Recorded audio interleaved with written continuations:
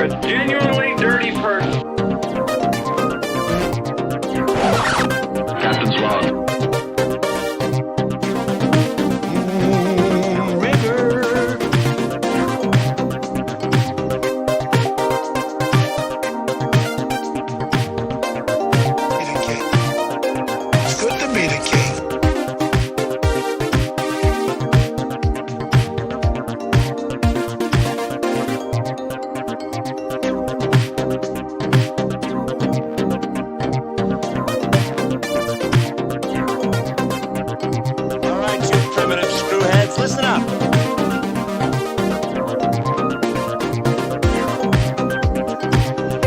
Strange happened to me this morning. Was it a dream where you see yourself standing in sort of sun god robes on a pyramid with 1,000 naked women screaming and throwing little pickles at you?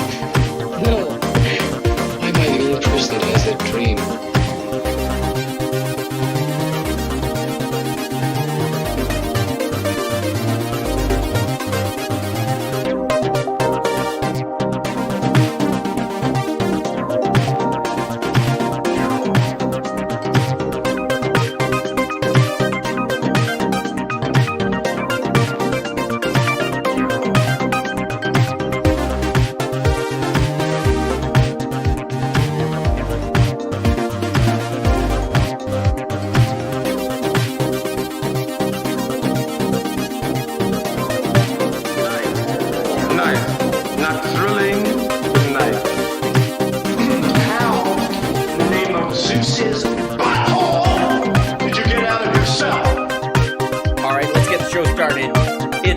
It's Friday afternoon. We don't have to wait any longer. Hold on. Hi, there you are. Welcome.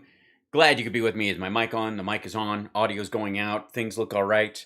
Hair has got sufficient height today to compete with the length. It's getting there, kids. It's getting to be a real deal. It's got drape down the back. It's a good time. This is becoming serious Lord of the Rings hair.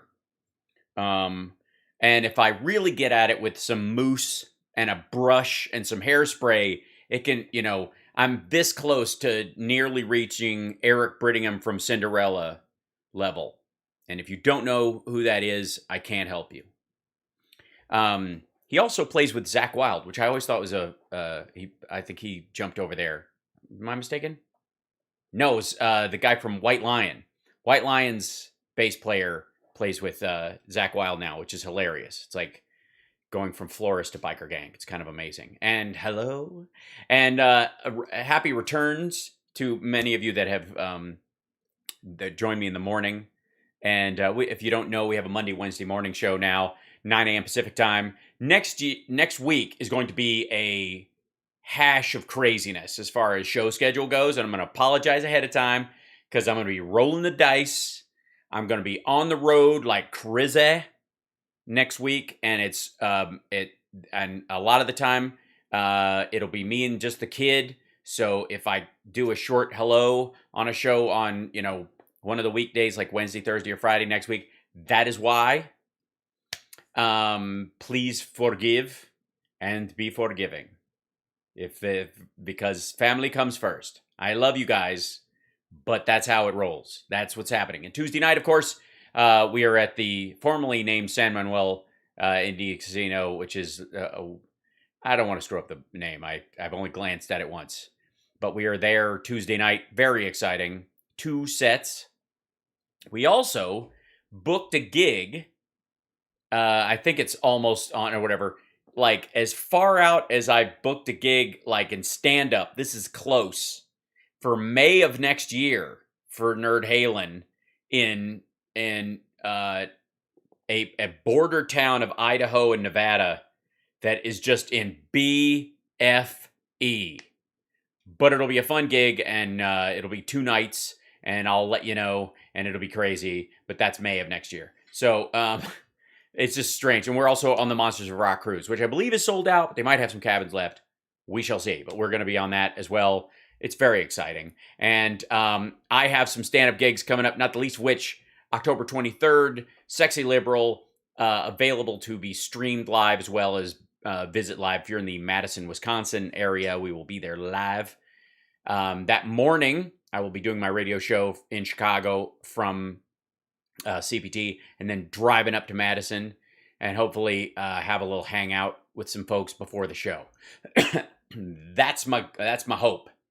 Yes, yeah, nice job with the Egyptian flag. Well done, Evil Jaggy. Well, come on down. We'll be at the Barrymore. It's where we famously launched our Sexy Liberal tour, which has always been successful and a good time. Yeah, there's some Facebook chat on here. I'm seeing some Facebook folks. Hi, Facebook. Hi, Jacqueline. What's happening, Susan? Hi, Robin. Hi, Melissa. Hi, Michelle. Hi, Matt. And Matt, thank you for respecting the fact that family time is the tops, just the tops of your life. And things can come in a close second, but they will always be second. I'm just saying. If they don't, or you won't, or you can't, then I think you need to take a good look inside. Ocean Park, very nice. Hi, Robin. Hey, everybody. Look at that. That saying hi to the Facebook crowd woke them up. Oh, thank you, Robin, for the stars. I popped out the Facebook chat so I can now see it in context, which I have not been able to before. So I now have that at my at my beck and call, at my availability. So it's super good. All right, let's get into the show right away, because you guys know me. Thanks for hosting, Sarah. That's right. If you're on Twitch, you can host me on your channel. It's a great way to spread the love. And also you can thumbs up and like and follow and subscribe whatever your way of showing love on your particular channel. If you're on Twitter, tell people to follow me on infotainmentwars.com, that's the YouTube channel, or fwank.com, FWANQ.com, fwank, which is a great source for all of our fwankiness. Okay, we have, for better or worse, we have the Trump interview on Hannity, which is a fuster cluck at a completely new Trumpian level. But first, I would like to introduce you to our latest Glenn Beck Fisher-Price action figure set. This is Fisher-Price Businessman. This is his outfit, and he's got a knit tie. Like, just when you thought, all right, it's a suit, he's got it together.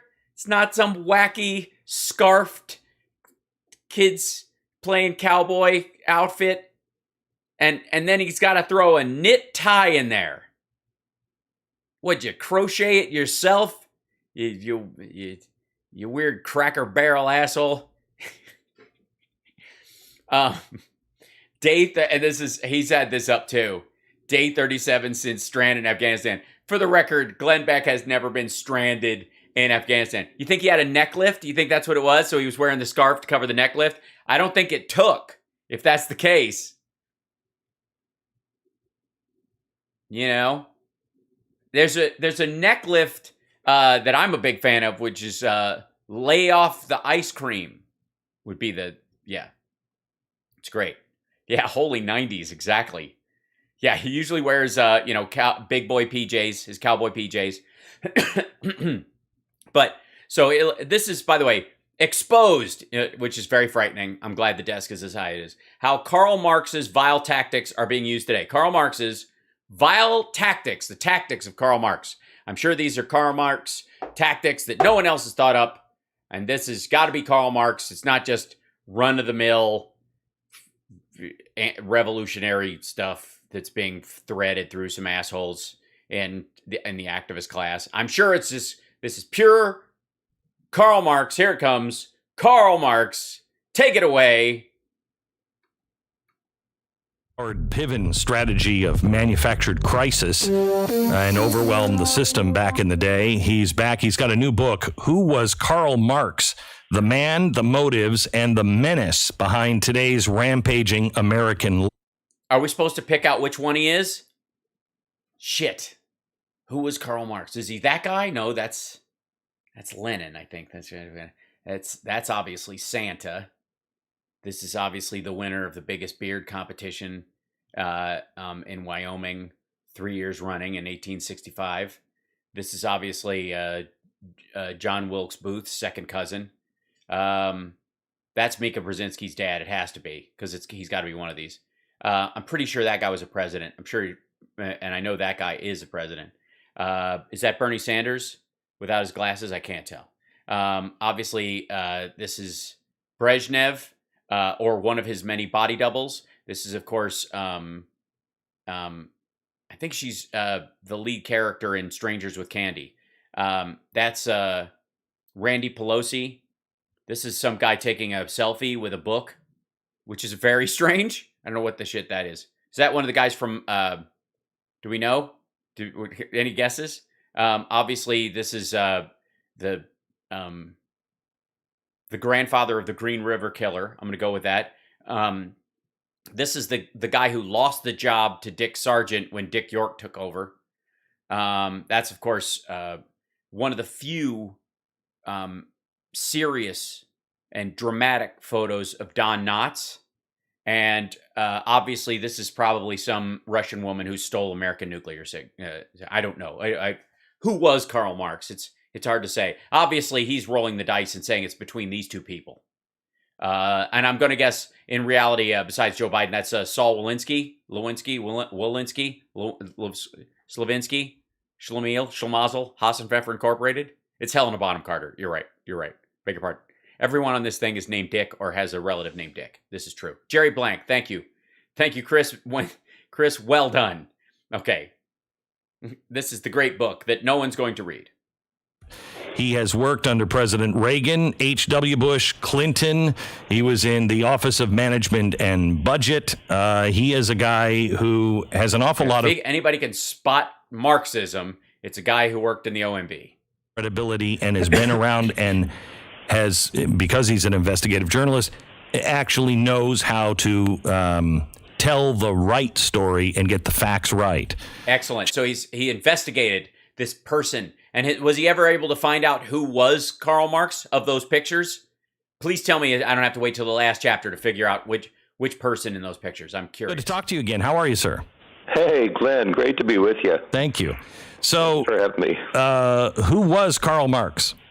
Yeah, who was Karl Marx? Well, you know, wait, there's a picture of him right there. That guy on the corner, the bald guy with the beard. I'm pretty sure that's him. Right? Isn't that what he looked like? I never saw him with his hat off. So, shit. Out to be this secular god that could never have done any wrong.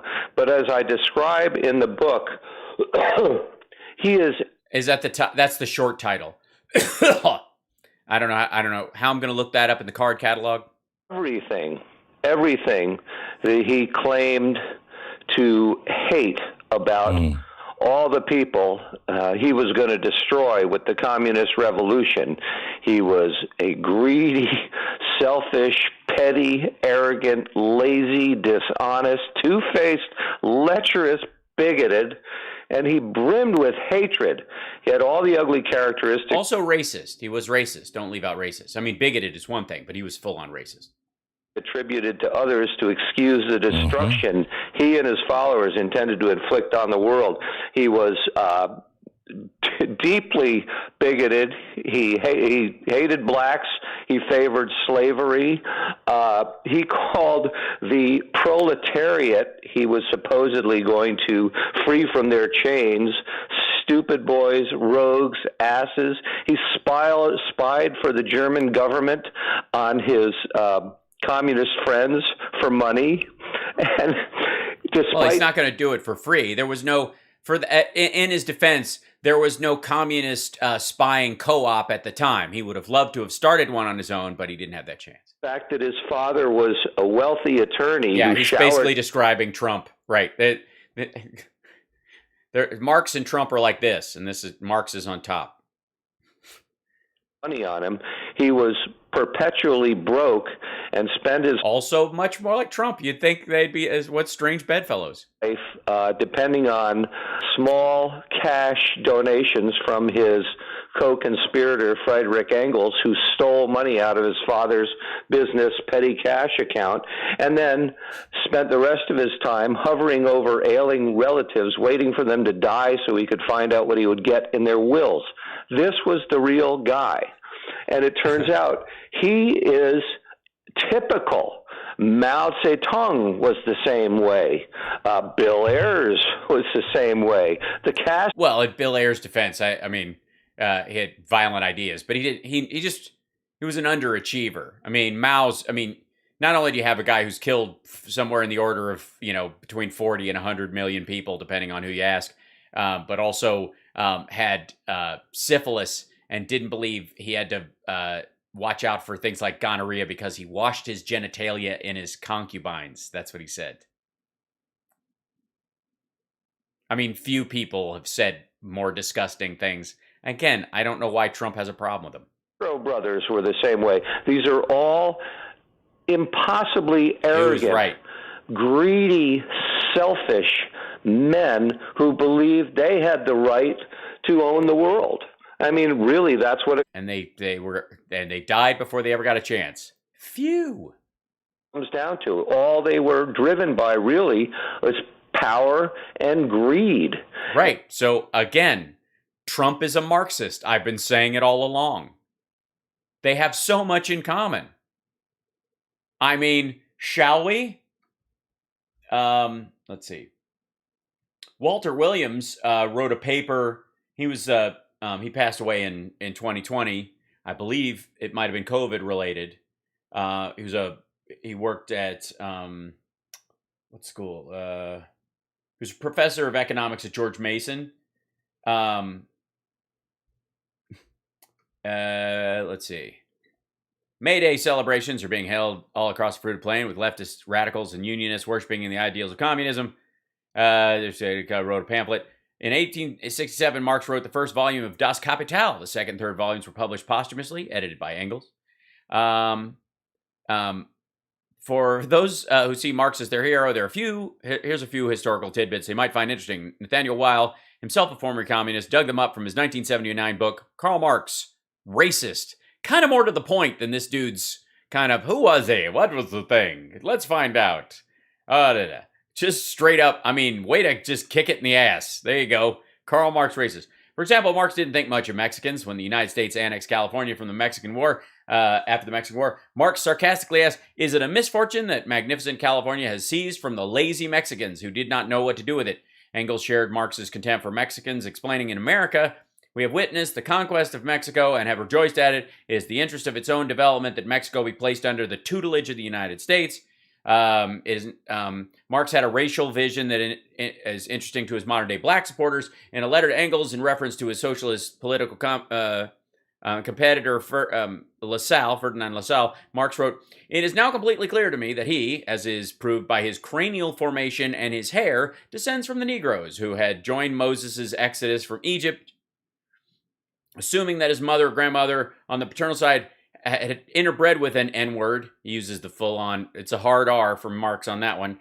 "Now with his union of Judaism and Germanism with a basic Negro substance must produce a peculiar product."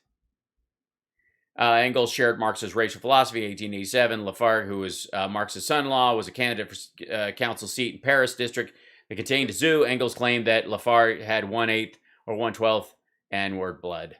In a letter to Lafargue's wife, Engels wrote, "Being in his quality as an N-word, a degree nearer to the rest of the animal kingdom than the rest of us." I mean, they were both adorable. Marx also was an anti-Semite, just so you know. He wrote an essay called On the Jewish Question, which sounds like something that we're this close to seeing a video from Glenn Beck on.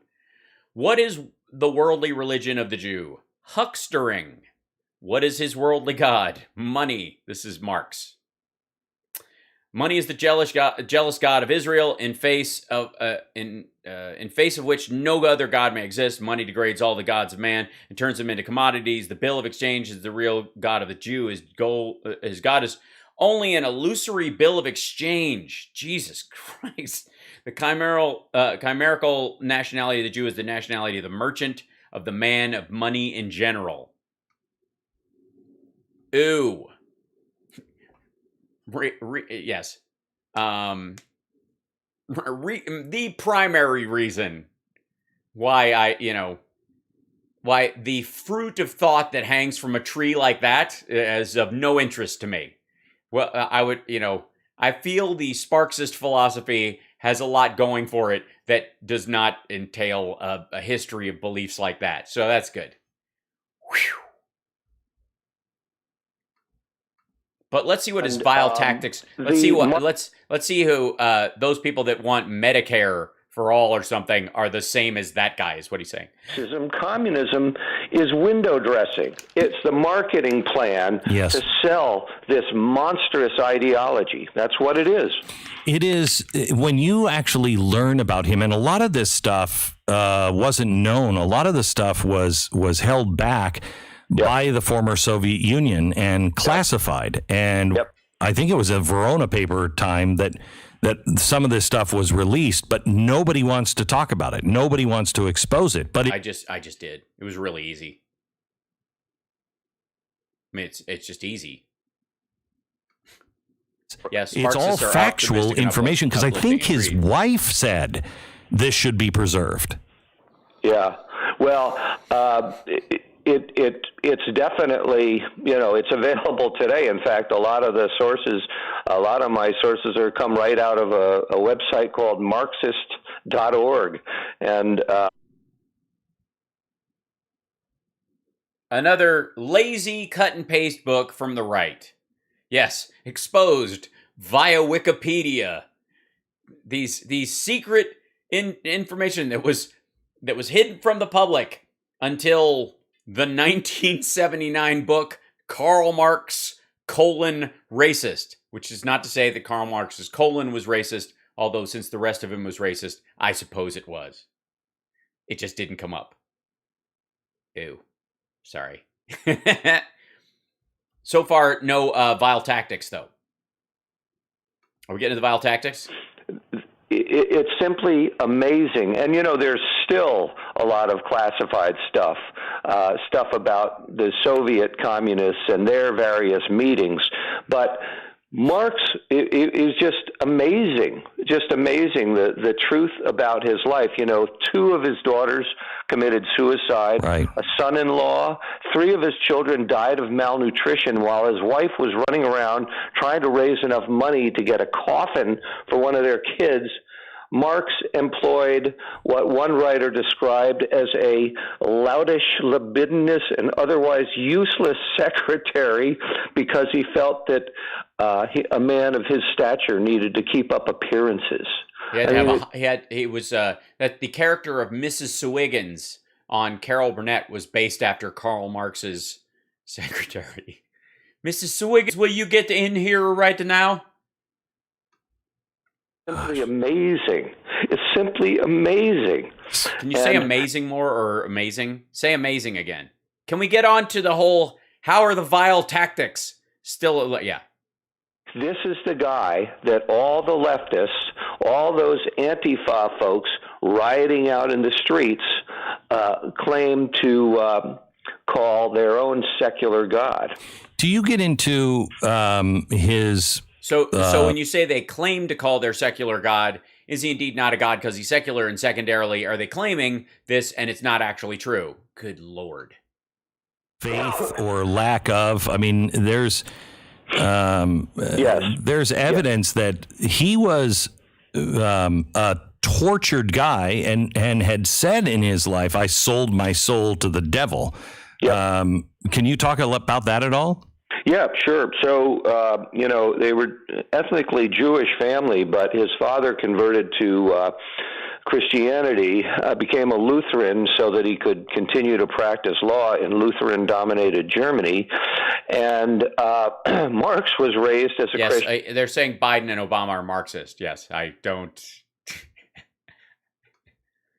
And actually, in high school, wrote beautiful Christian poetry. It's really quite stunning. I quote it in the book.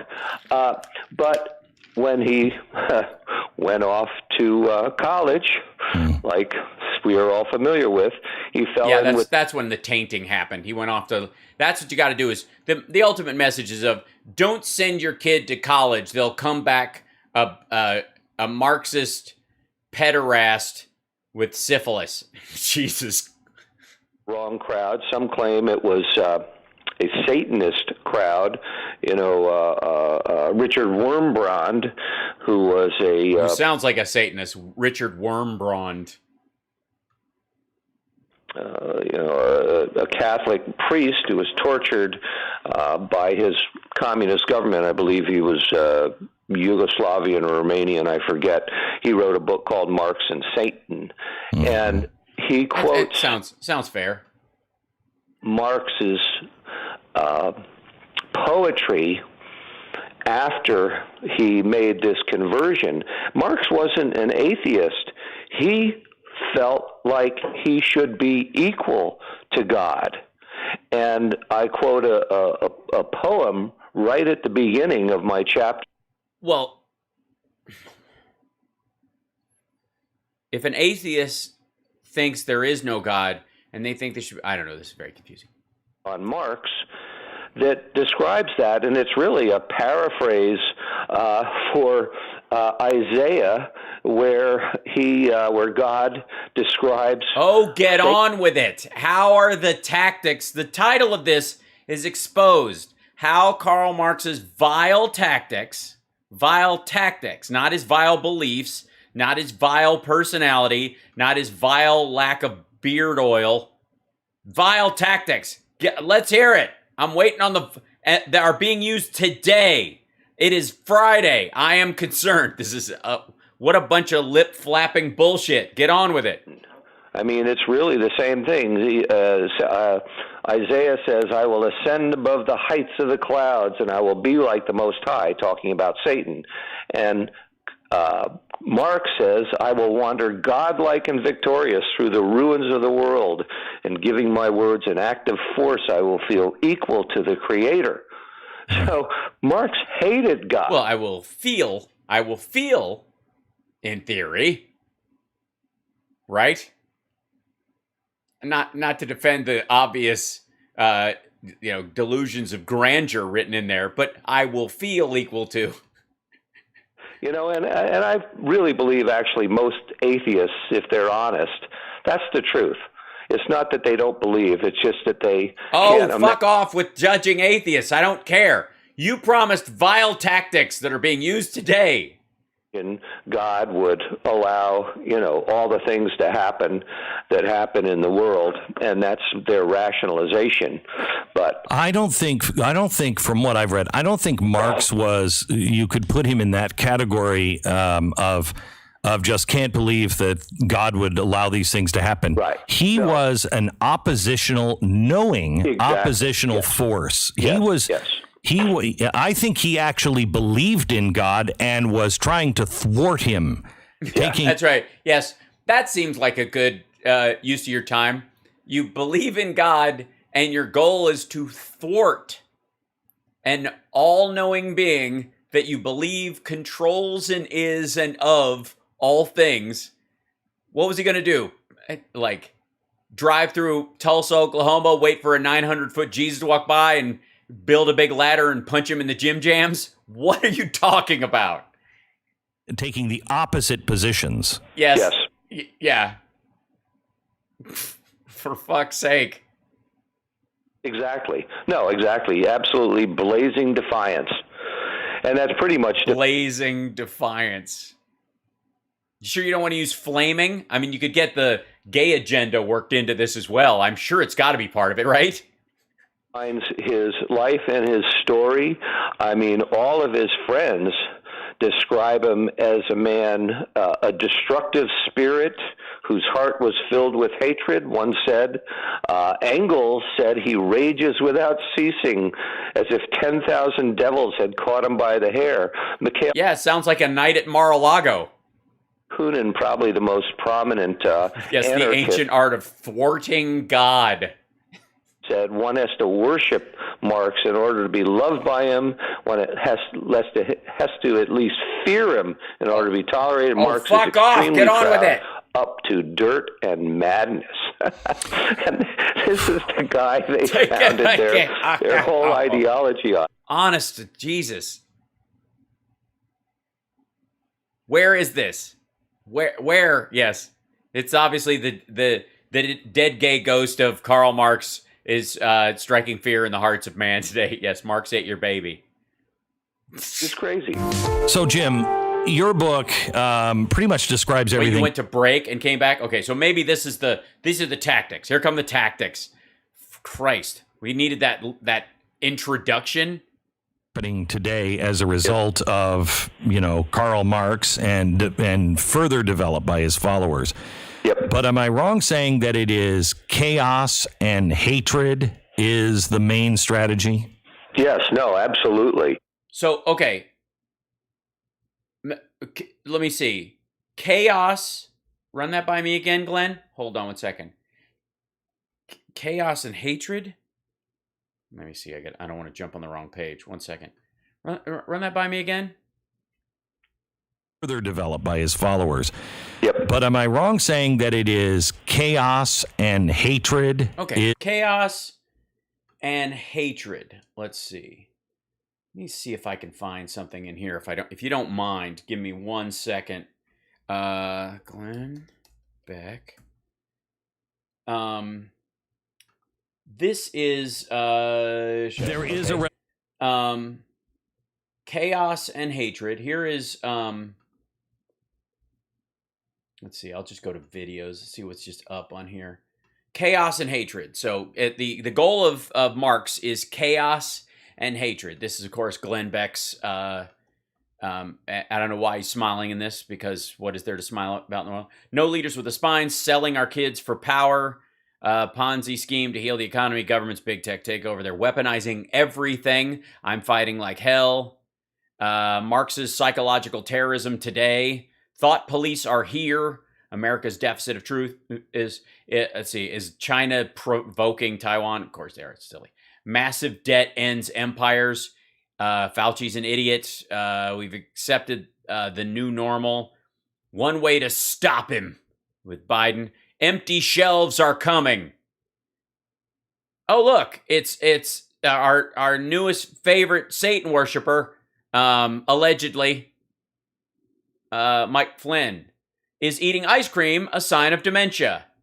Yes, the president can't think, can't form a cohesive thought, and the ice cream is a dead giveaway. Where's the GOP? First political prisoner?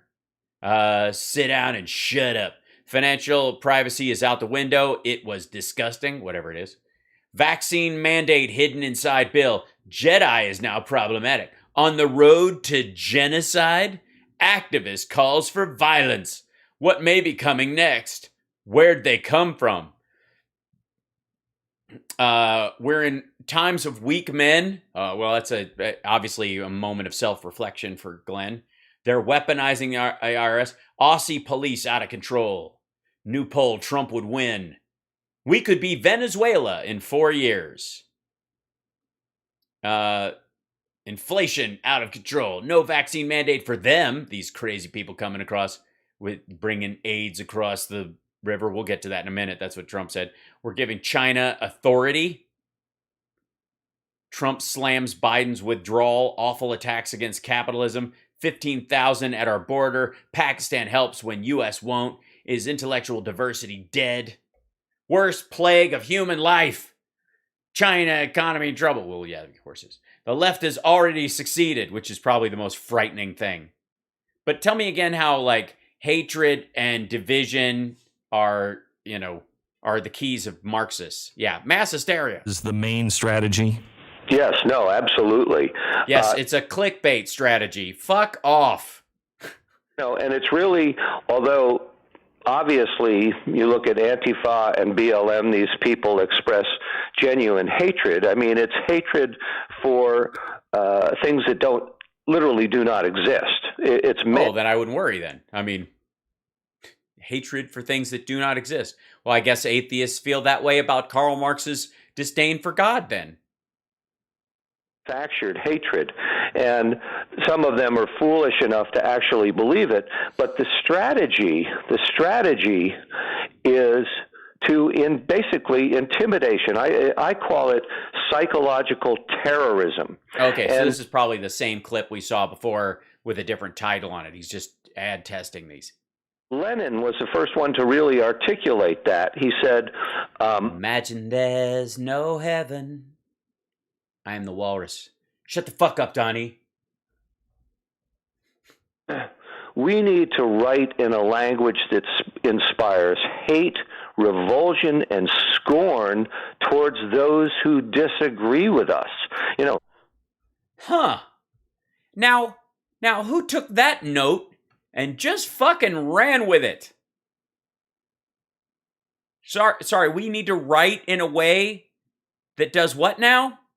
Is this the day we find out that Glenn Beck is a born-again Marxist? Because does he write anything that isn't that?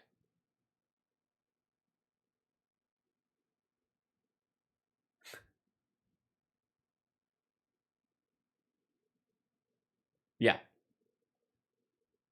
Adorable. Don't you dare put a lid on me. Doesn't quite have the Gadsden flag thing. It actually scared me. Right. Okay. Anyways, you get my point. All right. Tactics. Tell us the tactics. Not towards those who are bad or wrong or anything, to those who disagree with us. And the whole point is to intimidate, marginalize, and as we're seeing, destroy the reputations and the lives of people who are articulate in pulling these guys' covers and showing who exactly they are. They go out to destroy them. And so people don't necessarily go along with this whole idea that, we're white supremacists, we're a racist society and all that, but they're afraid to say otherwise because they see what happens to those people who stand up to the left. We're not a white supremacist society. We have white supremacists among us who are trying to claim the society as their own. We're not a racist society. We have some elements of racism in our past that we're trying to legislate out of existence and make up for, and expand the ability for everyone to be included in the American dream. So we're not a racist society, nor are we a white supremacist society. We have to deal with those things like every society has to deal with the inhumans among them. Look, I did that and I wasn't canceled. Amazing. Perhaps it's not what you say, but how you say it. Really, nobody wants to be in that position. Nobody wants to be excommunicated from their society, from their friends, from their neighbors, from their family. From the hotel in John Wick? Losing jobs, it's literally a form of terrorism, and pro-European. Does that sound hateful? Nope. Started with Lenin, but it was carried forward through the Soviet Communist Party, telling communist parties of the world, and now has really found a home on Glenn Beck's page. All our opponents bigots, racists call them, anti-Semites call them fascists and Nazis. And so they just keep repeating that, and over time, people start to actually believe it. And then it got brought forward by another hardcore communist. Where the fuck is the tactics? Who talked about white privilege. Noel Ignatieff, who was actually a Harvard... Get on with it! ...professor. Even though he did not have the qualifications to be a Harvard professor, he became one anyway. Ask yourself how that happened. And he came up with the idea of white privilege. We have... I see. So, let me guess. He was an affirmative action hire? Is that what we're supposed to take away? Herbert Marcuse, who deserves a book of his own, who came up with the concept of partisan tolerance. That is, tolerance only of the ideas from the left and complete intolerance right down to the level of thought of anybody who disagrees with them. Oh, we had 666 in the chat. Welcome, everybody who's joined the chat. Don't forget, it's a great time to 666 the super chats just to drive Glenn Beck crazy. Any denomination of $6.66 you want to throw in there for a super chat helps us out immensely. You can also subscribe or become a member on the YouTube channel, and the same thing is true on Twitch. Fire those bits up and get us on a hype train and all that kind of stuff that I'm supposed to say to be a professional streamer. Look, I'm doing the work, Ma. Okay. Shit. And so this is where all this stuff came from. And then our favorite guy, Saul Alinsky, put it all together in a manual on how to destroy your enemies called Rules for Radicals. I've been saying for a while, we are in a revolution, but only one side is recognizing it. And the rest of us are like, well, no, it's not that. It's right. Right. Nobody wants to think of that because to do so really requires a whole change in not merely our perspective, but in our lives. I mean, we really have to. Yes, we really have to. It's time we all shift over to thinking of our fellow Americans as violent enemies, while, by the way, ignoring all the input from Russia and China, Saudi Arabia and Iran, and pretending that all of our friends on Facebook are real people and not fake accounts put there by foreign powers to intentionally stoke divide, while at the same time financing shows like Glenn Beck's. Get off the couch and really get to work because... So what is... Oh, I see. You think the MAGA crowd are lazy. I see. All right. Okay. All right. We'll just let that sit there. All right. Our country. What does that mean? I know the longest chapter... That I want to know based on this entire fucking conversation. Where are the tactics that are happening today? The book is all about Václav Havel. That's one of the ideas in that chapter. Yeah, I quote Havel later. One of my readers sent me an essay he wrote.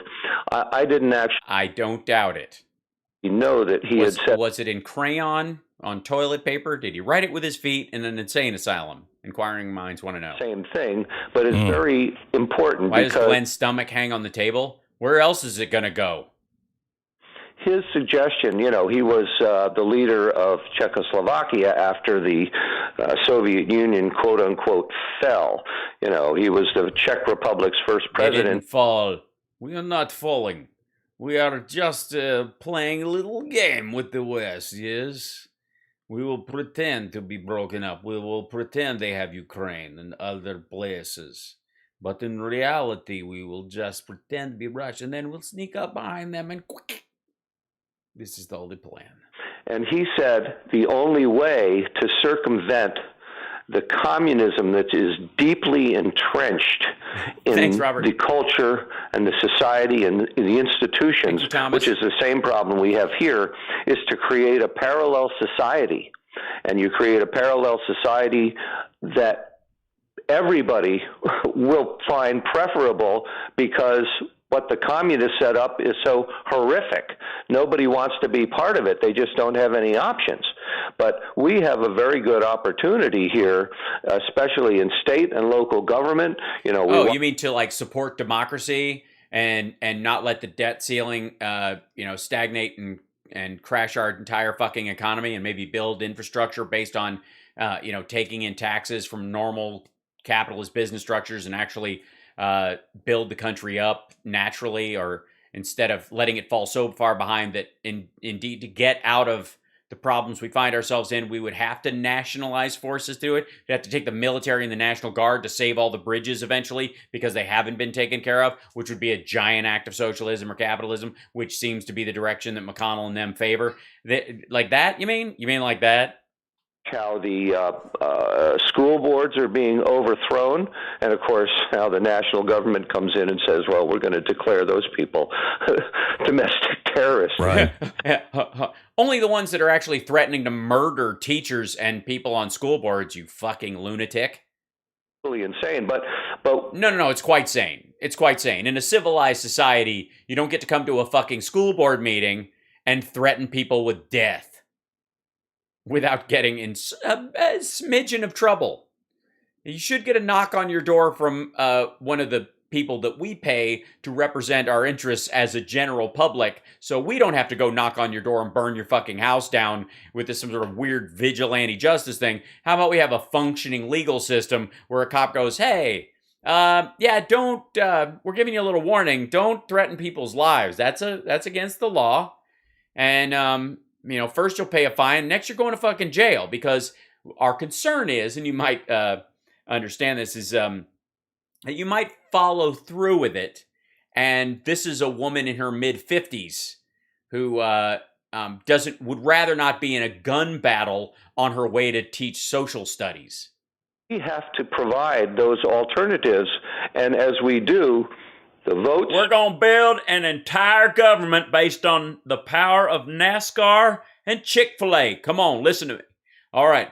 Well, they setting up this whole Marxist thing, right? They're going to have like Elon Musk electric cars and like super phones and nanocomputers and AI, and they're going to bring like tech factories back and give people 2 years of community college so they can learn the vocation, so they can work in computers to protect America against cyber attacks and all that kind of stuff. They can do all that shit over there. All right? What we're going to do is build an alternative America based on freedom. You know what I'm saying? Freedumb. Here, say it again. And the entire economic functioning structure of it will be on strawman gun sales, NASCAR, oh, come on, and Chick-fil-A. Everything's going to be dipped in pickle juice. It's just how we live. And of course, we're just going to watch cars ride in a circle, and whoever loses, we shoot them first. I don't think. What's not to like? You know what I'm saying? All right, come on. And the money drained from the left and go back to freedom-loving. Oh my gosh, thank you, Mako Scuba. Bless you for that. I appreciate that, all of our Aussie brothers and sisters. Freedom! Freedom! America. And that's what we need to do, and that chapter describes at great length. It is the longest chapter with hundreds. Oh, it's not as long as this fucking interview, is it? Just, dude, what did your editor do? Just sit there and go, stretch, please, fucking hell. And hundreds of suggestions Thank you, Mako Scuba. On ways to do that and the ways that we should behave. And a lot of it involves things that don't really require... Did you fucking yawn during your own talk? Son of a bitch. Listen to this. Hold on. That we really change our lifestyle too much, because, most people just aren't going to do that. Most people aren't going to go out in the street and start fighting against Antifa. Right. Most people are... Now, why not? Just too lazy. I'm lost stand up Jackie. To this massive cultural incursion that the left has successfully prosecuted over the last 100 years. So we need to figure out a way... 100 years? What do you mean left incursion? What do you mean, gay marriage and Social Security? Get fucked, you tool. To work that harmonizes with our abilities, and as Saul Alinsky said, doesn't take us out of our comfort zone. Jim, I'm going to pick your book up today. I'm going to begin to read it today. This is great, and you'll finish it before he's done talking. Son of a bitch. Kind of stuff that I have been looking for, Besides the anything that's not in the Whole Earth catalog to buy clothes. Your research, I know you know this inside and out, and this is more than just knowing where it all came from, which is really, really important to see how it was built. But I'm very interested. Oh, fuck off! This is the end of the thing, and there's no tactics. Where's the tactics? We were promised tactics. What's the list look like? Well, first of all, you create a decision tree, and then every third person gets a Molotov cocktail, and then somebody with blue hair goes and makes sure that Ann Huckster doesn't get to speak at some college. And then, of course, they go after the advertisers on Tucker Show. And then you have shock troops that attack. Tactics. No tactics? This is bullshit. I didn't hear a single goddamn tactic. Blathering nonsense. Solutions as well, because we better get moving quickly. or time will run out on us. Yeah, well, time has already run out. That's why you're getting bumper music, dum-dum. God damn, that's tired. All right, I wasn't even going to do that whole thing, and it's still just aggravating. Okay, here's Trump on I got to slide this back. Trump calls into Hannity. Let's see. Now, every time they pause this, it goes to this broader screen because they're trying to sell all these other aspects. These are and just so you know, the main stories on Fox. Biden addresses dismal jobs report, leaves without taking questions. He actually addresses his Build Back Better plan. Bartiromo, poor jobs report indicates Americans are not ready to work. Yes, we're lazy, you know. Florida mom calls for mass exodus from public school system. Gee, what a surprise. Caught on cam, officers narrowly escape crash on side of highway. Look out, boom. That's very scary. Look at that. Just crash. People do not know how to drive in the rain. Quit. I don't want to watch that. You can't just pick me on that stuff because it's lingering, stupid. There we go. Okay, so let's see this whole thing. Is the audio off on this thing until the ad comes, I guess? Hold on. Let me see if I can. I'll just blow it up this way. Sneak around. All right, here we go. Joining us live on the phone for an exclusive interview, the 45th president. Excuse me, an exclusive into you. That's what it feels like. Of the United States, Donald J. Trump. Mr. President, you did urge the United States senators today not to do what they promised for 2 months they wouldn't do, but yet they threw a lifeline to Chuck Schumer. And by the way, Chuck Schumer, Elizabeth Warren, yep, they're mocking Mitch McConnell. They're making fun of the Republicans, and they're laughing at him because he just threw them a lifeline that they didn't have to throw them. By the way, I don't know that Trump knows what the fuck Sean Hannity is talking about. What he's talking about is the 11 senators voted to end the filibuster so that the Democrats could raise the debt ceiling on their own, thinking that somehow they're going to use this as they're going to weaponize it in the next 2 election cycles, that Democrats just spend and spend like drunken sailors and they raise the debt ceiling and we weren't a part of that, when nobody thinks of it that way. Fucking nobody. The Republican Senate needs new leadership. I've been saying it for a long time. Oh, Mitch is not the guy. Well, in all fairness, they do have due leadership. They've got twice that. Leadership. He's not doing the job. He gave them a lifeline. Well, in his defense, he does have the job, which you don't right now. More than a lifeline. He gave them so much time now to figure out what to do because they were in a real big bind. They wouldn't have been able to do anything. He had the weapon and he was unable to use it, and it's a shame. Well, the weapon was pointed at every business person and every household in America and not at the Democrats. So he would have had to, the weapon he had was aimed at the citizenry, not his political opponents. Not that you give a fuck because it's the same thing. It's a shame. These 11 people, I know some are wonderful and some I don't agree with too often. I'm not surprised to see some of the names, but I will tell you this, that was not a good thing that happened today. He made a big mistake. Let me start. There's a lot going on in the country. And since when? When you start with abandoning Americans in Afghanistan, and I want to get into all of these issues in detail. Yeah, in detail. Please, details. How many people did we abandon in Afghanistan, besides the people who were involved in the poppy trade and want to stay? And then you look at the crisis at the border. You look at Joe Biden gave up the energy independence that you achieved for the first time in 75 years, and now he's begging OPEC. What's he begging OPEC to do? What is he begging? Are we begging OPEC for oil? No. They're tightening the amount that's on the market so that the people, our companies, Exxon and the like, can make more money selling it to Europe than they can to sell it to us. You could make more money selling your oil right now to the UK than the United States because we won't pay that much for it. So they know that. So if OPEC creates more oil and releases more oil in the market, it steadies and lowers the cost. There's an oil crunch all over the globe. Other powers are asking OPEC to do the same fucking thing, but that's no good if you're just trying to shit on the president. You look at inflation, you look at the cost of energy. You look at America's standing in the world. You look at the saber rattling in China. We got a lot of ground to cover. Saber rattling on China? Oh, you mean the AUKUS agreement?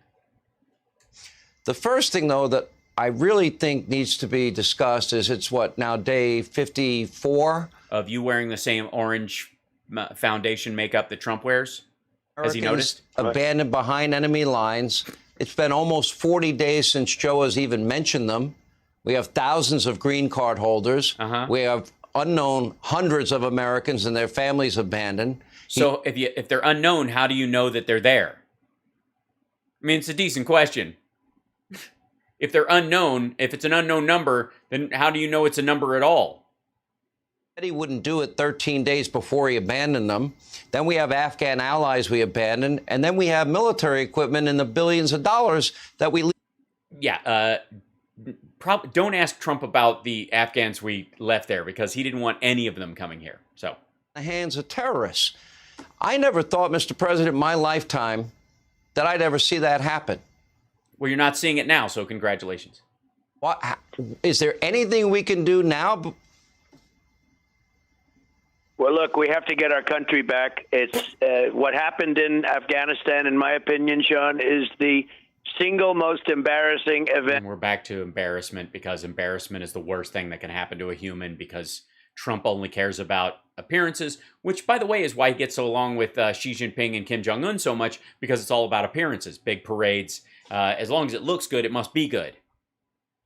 To happen to our country, maybe in its history, the warriors that were killed. I had a 1961, EK station wagon that was painted that color. The paint was called Egyptian tan. Oh, my God. And I've spoken to the parents of many of them, and they're devastated. How did we take out the military before everything else? The military. The last person to leave was a military person. We put in 6,000 more troops for the evacuation. What are you talking about? We leave everybody else there. And remember this, $85 billion, the best military equipment. I bought it. I rebuilt the entire military. No, you didn't. That's $85 billion over 20 years. $85 billion, the best equipment, military equipment in the world, and now they're taking it apart. Russia, China, they've already got some. They're taking it apart. Yeah, they're reverse engineering our prop planes. They're going to examine it, and they're going to build it themselves. They can never do what we have with the Black Hawk helicopters and all of the other things. Yeah, I've got the helicopter right here. Yeah, I think, no, most of the bolts are missing. Yeah, they took the guns off, and I think someone shit in the tank. I don't know. The aim they must have, he must have been a fucking astronaut. I don't know.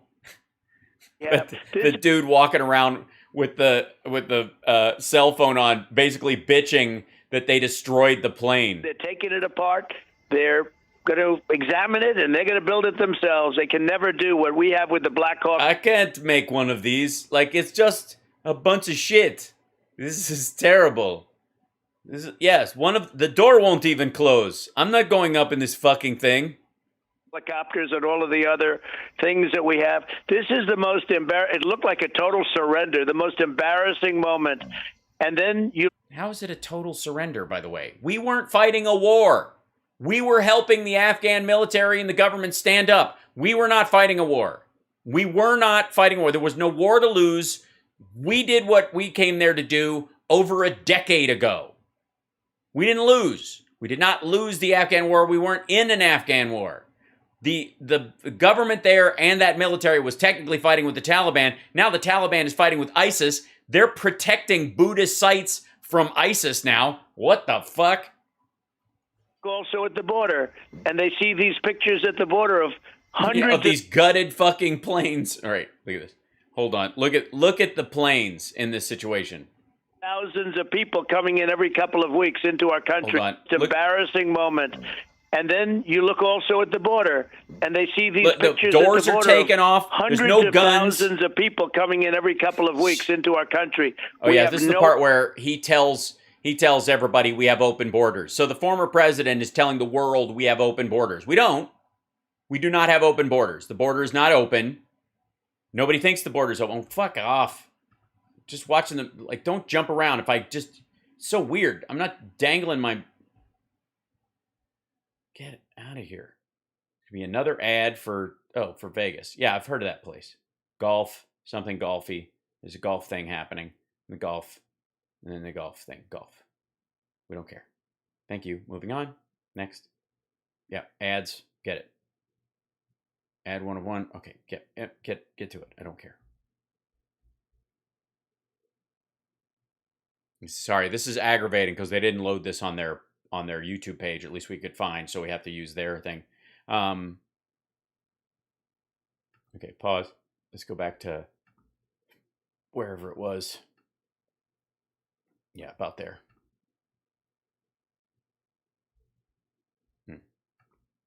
You also, it was going to be a conditions-based withdrawal. Only if conditions were right. Only if conditions were secured. Which is, what was one of the conditions? No more Al Qaeda in Afghanistan ever. So how do you guarantee that condition is being met before you get out? You can't. So you stay forever. That's what this is. This is the stupidest fucking thing.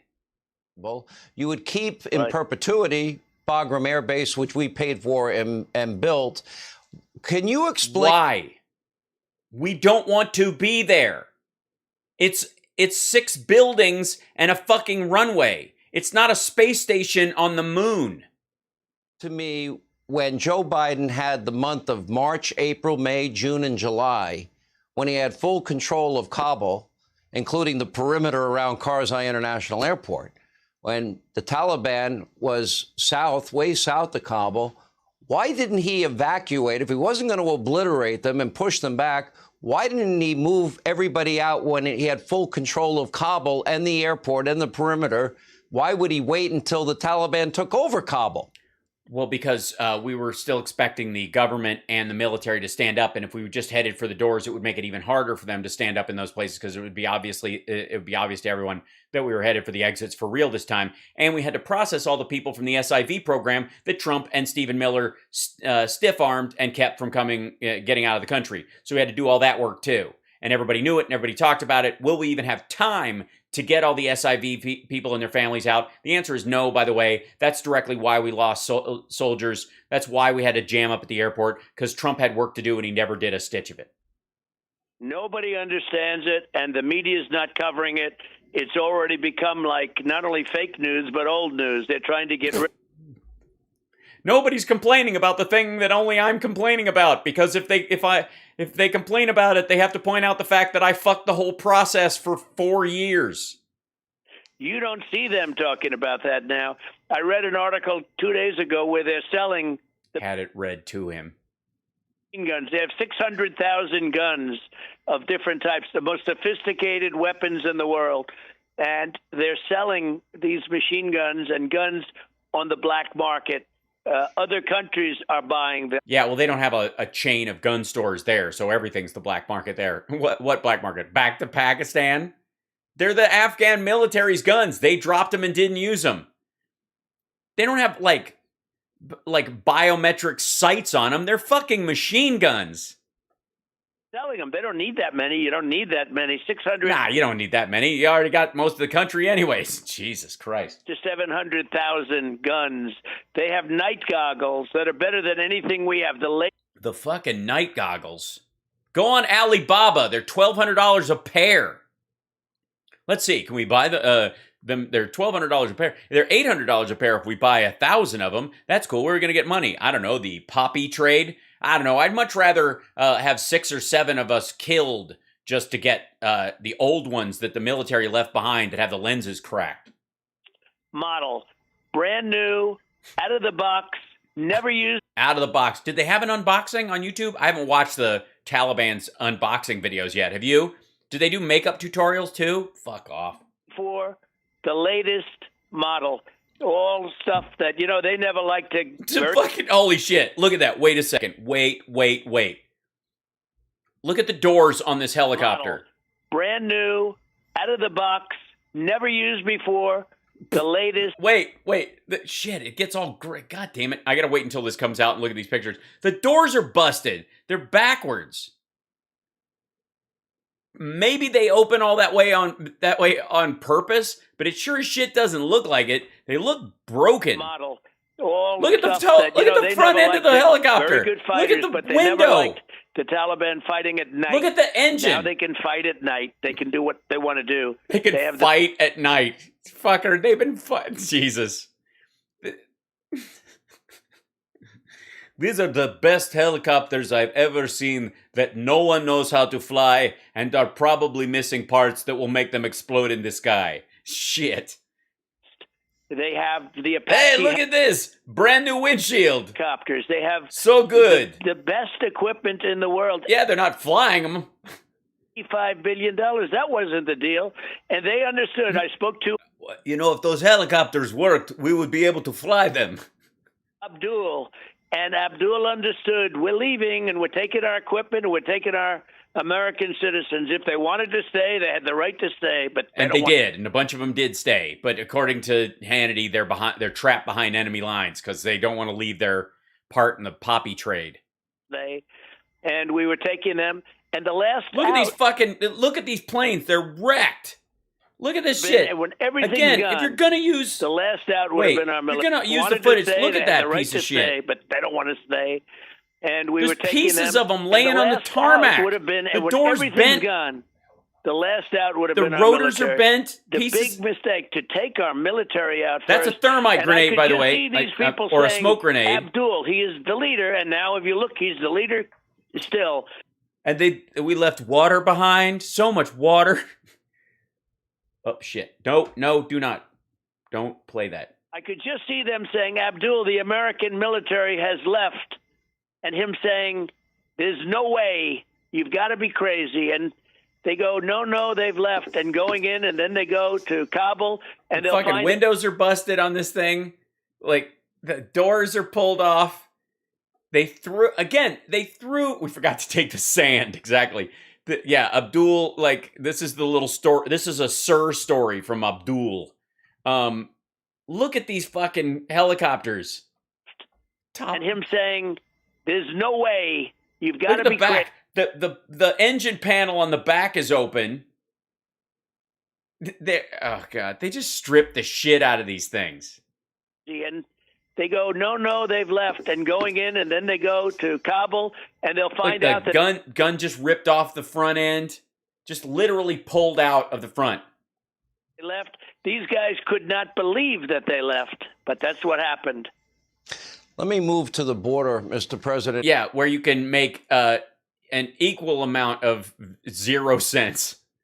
When you first ran, it became a big issue. You implemented what's known as the Stay in Mexico policy. That's been abolished.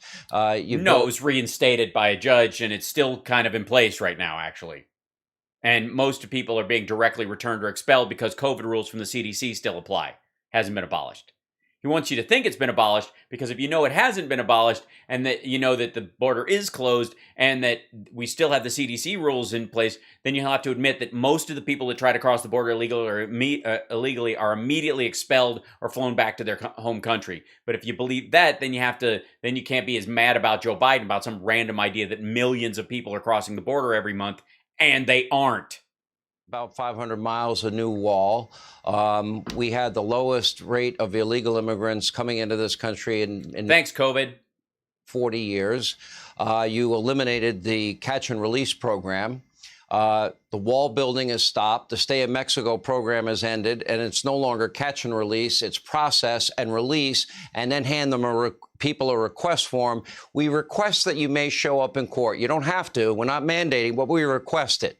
I doubt. But if you don't show up, you won't get your asylum claim met, and then if you're found again without having met that, then you'll be expelled from the country. This is fucking stupid. We'll honor that request. We now have. We'll honor that request. Yeah, that's how it's actually happening. That's how they say it too. Except they say it in Spanish or Nahuatl or something. Path to have a record number of illegal immigrants, probably a 30-year high. We're closing in on 2 million illegal immigrants in the country. There's no vaccine mandates. Are we closing in on it? Are we closing in on it? You mean that are being expelled? Because here's the thing: the U.S. can't control how many people sneak across the border. I mean, they can't physically stop them. They can just either catch them and repel them, expel them into the other country, or they can process them. If they have an asylum claim, they can say you have a legit claim, or you can go back to your country and we'll think about it while you're there. There's a bunch of different outlets. But according to Trump and Hannity, both of them want you to think that the 2 million people that cross, like every year that cross, are immediately accepted in and given voter registration cards for the Democratic Party.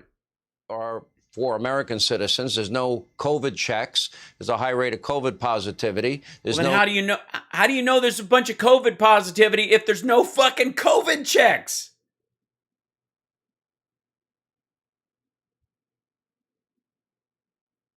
I mean, there are some hard questions and there's some easy ones. How do you know there's a high rate of COVID positivity if there are no COVID checks? They've been saying this like 60% of these people come across and they've got COVID. It's a given, right? They're just dirty people. Is that the idea? Humans are not illegal. No, but you can break the law crossing a border. Like illegal immigration it's not an offensive thing. Like, just get over that part of it. Honest to God, nobody thinks of it in any other country that way. If you're in another country illegally, they just kick you out. You're not like that doesn't win an argument, and it doesn't support genuine migration or people seeking asylum claims. Like that. I mean, that dog won't hunt. It just never flies, and it's not necessary. It seems weird. It doesn't actually further the necessity of, say, card check for migrant workers who are going to come across and go home and come across and go home like we want, and for farm workers, for example, or people seeking asylum. Of course, there are people who cross the border illegally in the same way that there are Americans who sneak into Mexico to, I don't know, avoid being found after they murder their girlfriend that they were touring across the country in a caravan with, doing YouTube, while their parents tell everybody they're hiking in a fucking swamp.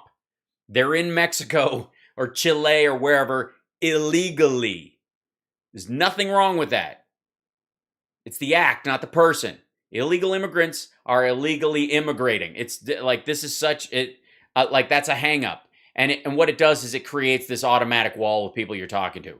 It just doesn't, I'm telling you, it doesn't make any difference.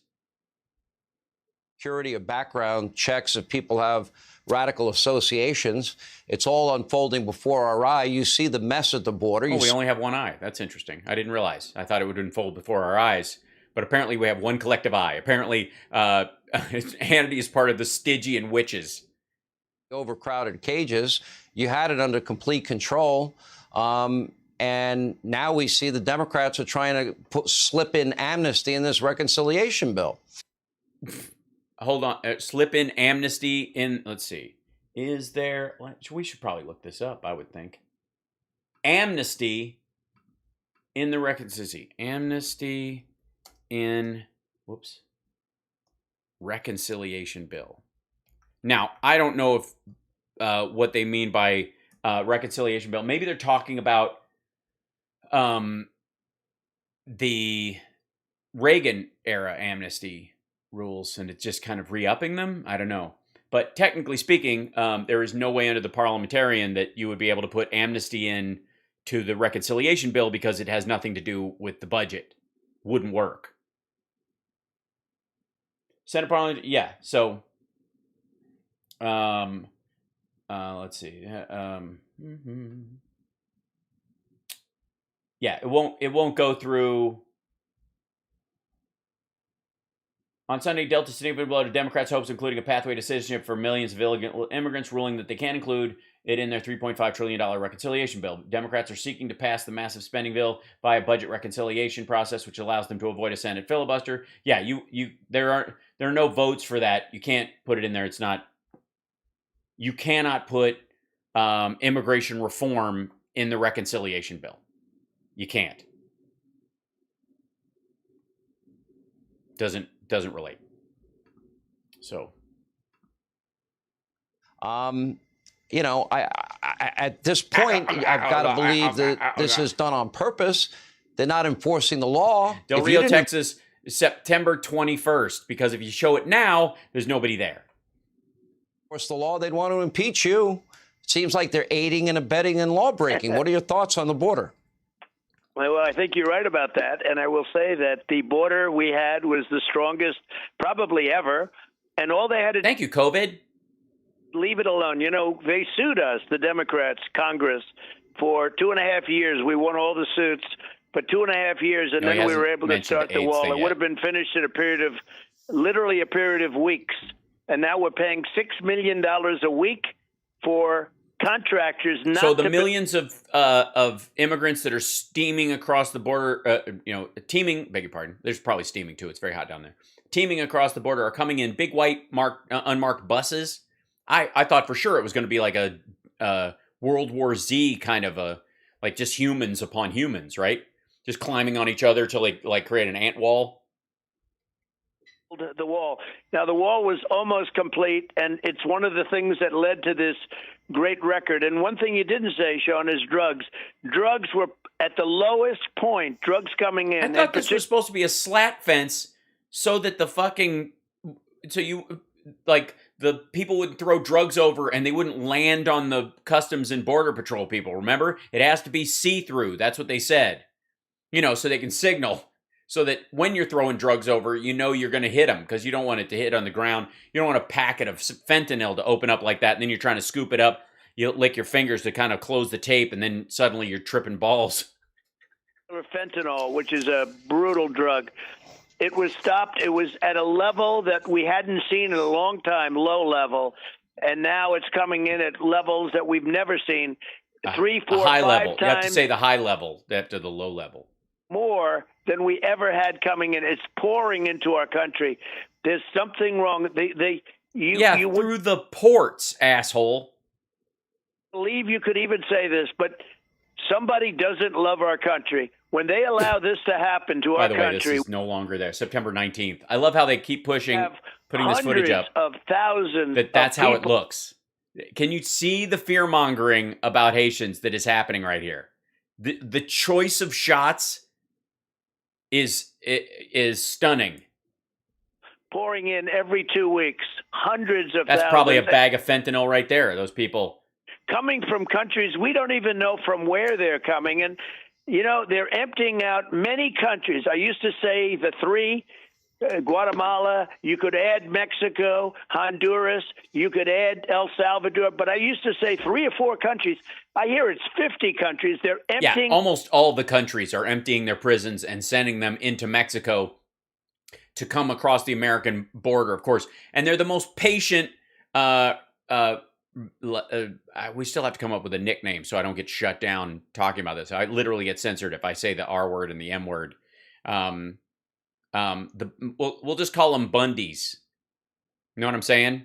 The Ted Bundys. When armies of Ted Bundys being released from countries all over the world, and they're the most patient Ted Bundys you've ever seen because they enter the southernmost tip of Mexico. They hold off on their Ted Bundying until they get to Del Rio, Texas. And then they can get inside the United States. And then they're just free and clear to Ted Bundy all they want.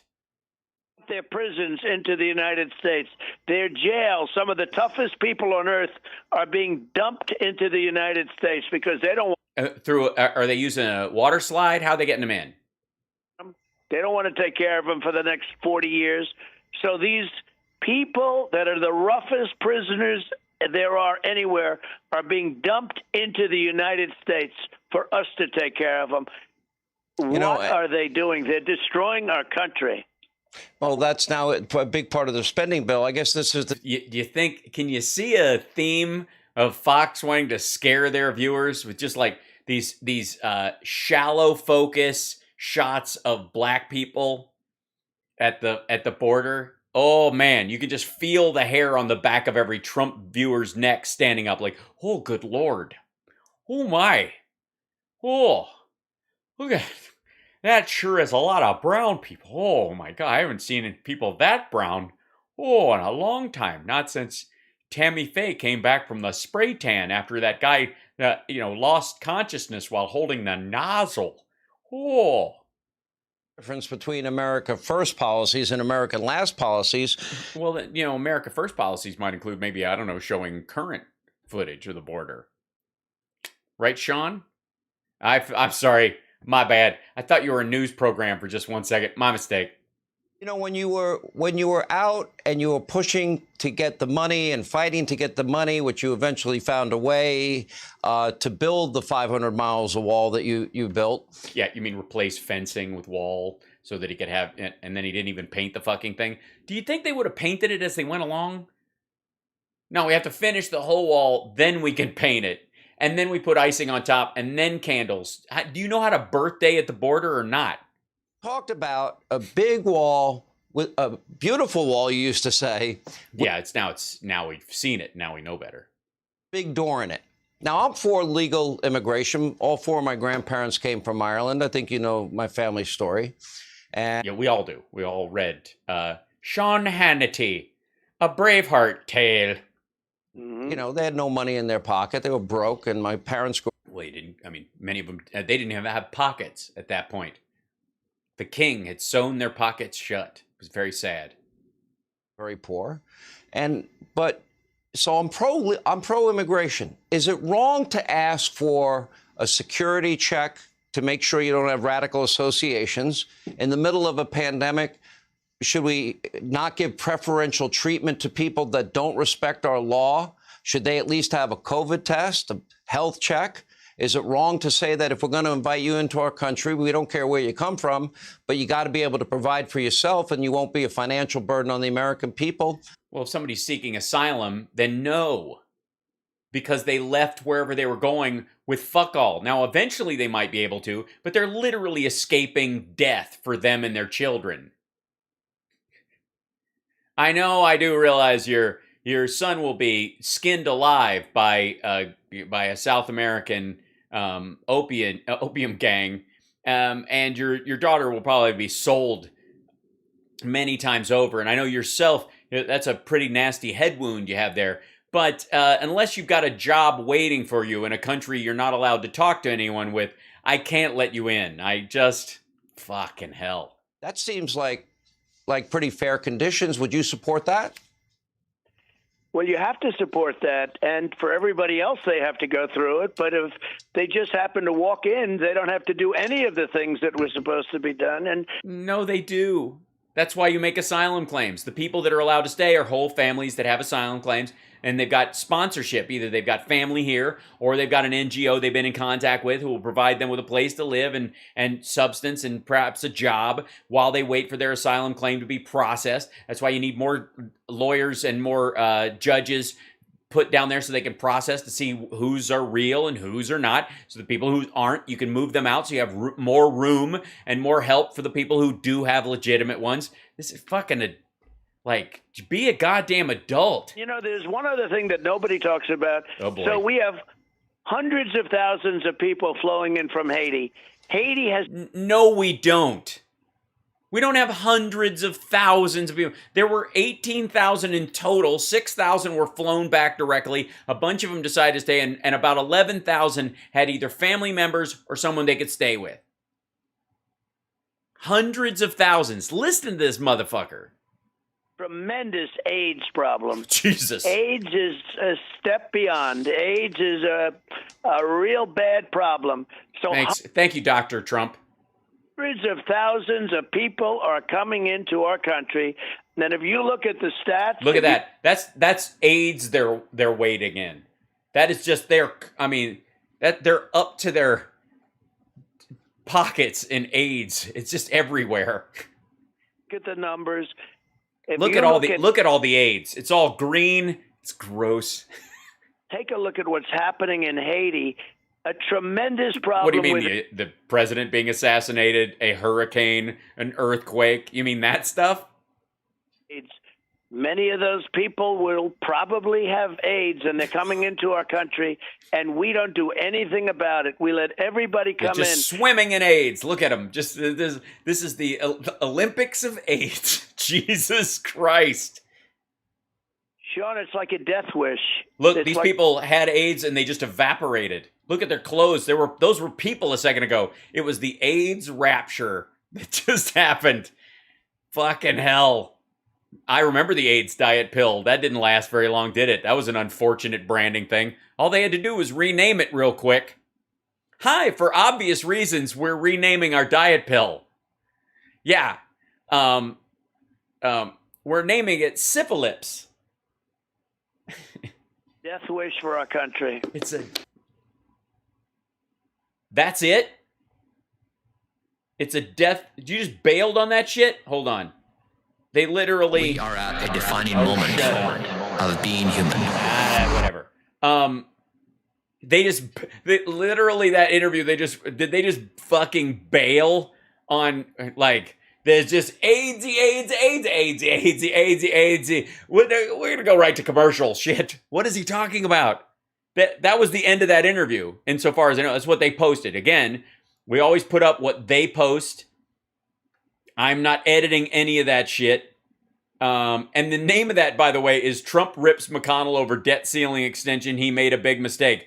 If I gotta say, if your big lead in is what's the main content of the thing, I don't know why they didn't just go Trump : quote AIDS everywhere AIDS. Jesus. Rips. Yeah, he rips McConnell. He made a big mistake. I know. How does he cut him to the quick? Ah, God. It should have been Trump blathers on with the same stupid talking points, knows nothing about the economy, and then goes on a weird tangent about AIDS. Film at 11. Jesus Christ. What a moron. Just, and AIDS is everywhere. AIDS. It was my own personal Vietnam. AIDS. Shit. Oh my God. You've got AIDS and you've got AIDS.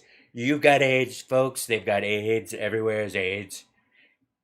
I don't know if you saw it, but I've been watching the news from 92 on a loop.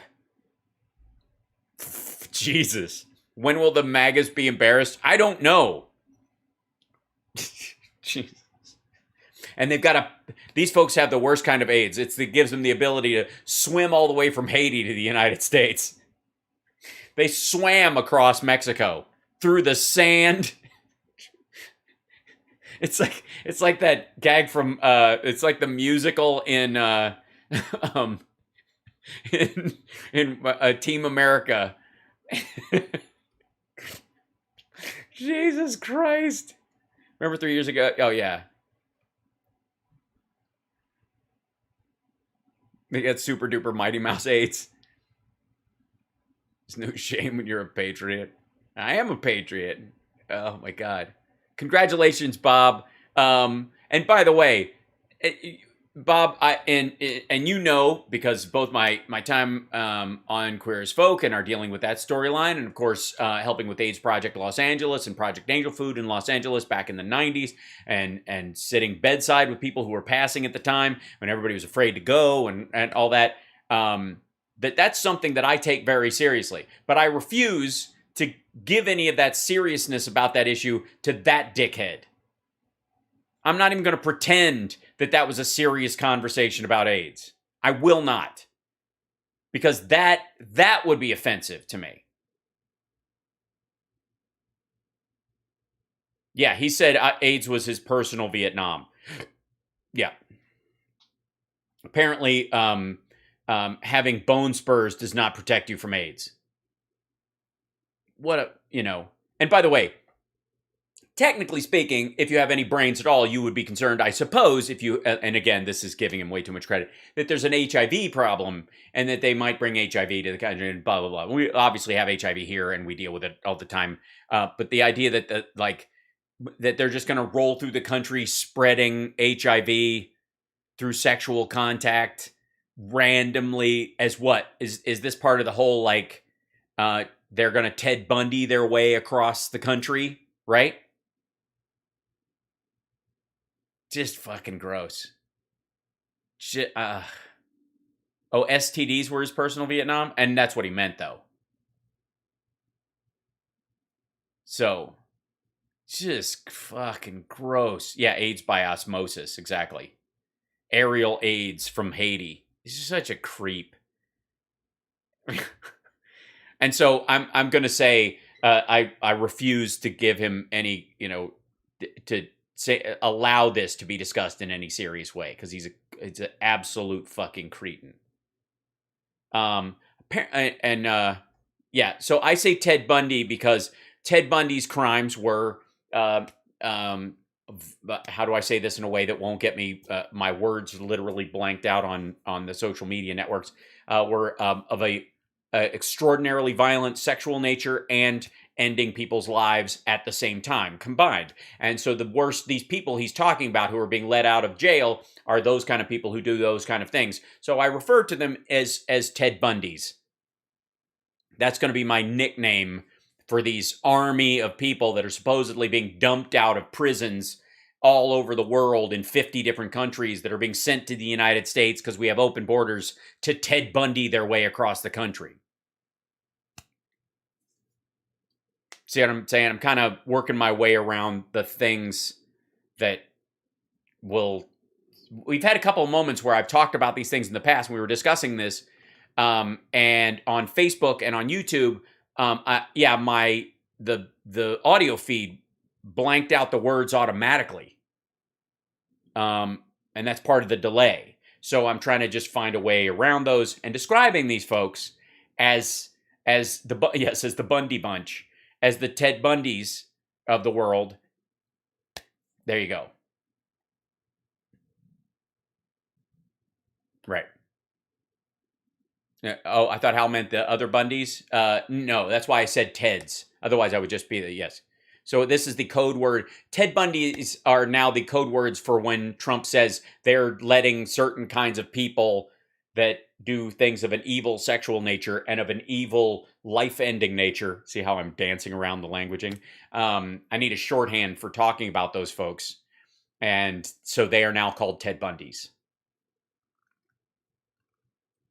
Here's a story of an awful Bundy who was doing all the bad things you can think. Yeah. So, so that's where that comes from. And so now you know.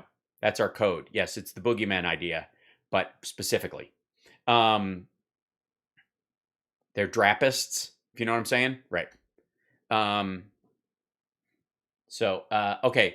Apparently, are they still waiting on Roseanne? Roseanne posted a thing that she's going live at 2:30. 46 people are waiting, and she has yet to do it. She is selling merch. She's got a couple of things in here. She's got a Teespring. I don't know what these are. I don't want to click on them because they'll end up opening another window, and who has time for that? I don't know why she's standing in fart air. I know it's supposed to be golden. It's just brown. It's very strange. It's a strange color choice. I would make it sparkly. I'd make it blue or silver. Mapists, right? Merpists. You know what I'm talking about. So if we see that, we'll come back to it. There's so much to do. Okay. All right. This is obviously, Arizona election. Jesus Christ. Dude has fucking 2 shirts. Like, I know I have 2 copies of this shirt, right? I stepped on my headphones. Hold on. Let me fix them. I like this shirt so much, I bought a second one so I could have a clean one. So when I do stand-up, like, I like to have a favorite shirt I wear on stage when I'm doing stand-up. It's just a thing. And so I got a couple of these because of my love for Real Genius. I bought 2 of these. I bought another one, but it was from a different vendor, and it doesn't wear as well. It's kind of crappy, but these wear perfectly. I love these. Like, they're comfortable. I mean, I could buy 10. I could literally get 10 of them and just wear one every day. This would be my version of, of Einstein's clothing, right? So I have 2 of these, and so I can wear a clean one. This asshole has blue of these and red of these shirts, and I don't think he has a white one. We haven't seen one in a while, although he may. Yeah, get ready for the 5 eggs, I have no doubt. But, there's a lot of complicated details and information and news and numerical values and exponential things that you probably wouldn't understand because you were born in a barn like the other primitives. And it's hard to break down in the Arizona audit, right? But luckily, Dan Bongino is going to break it down for us. Arizona election officials make a stunning admission under oath. This is all caps stunning.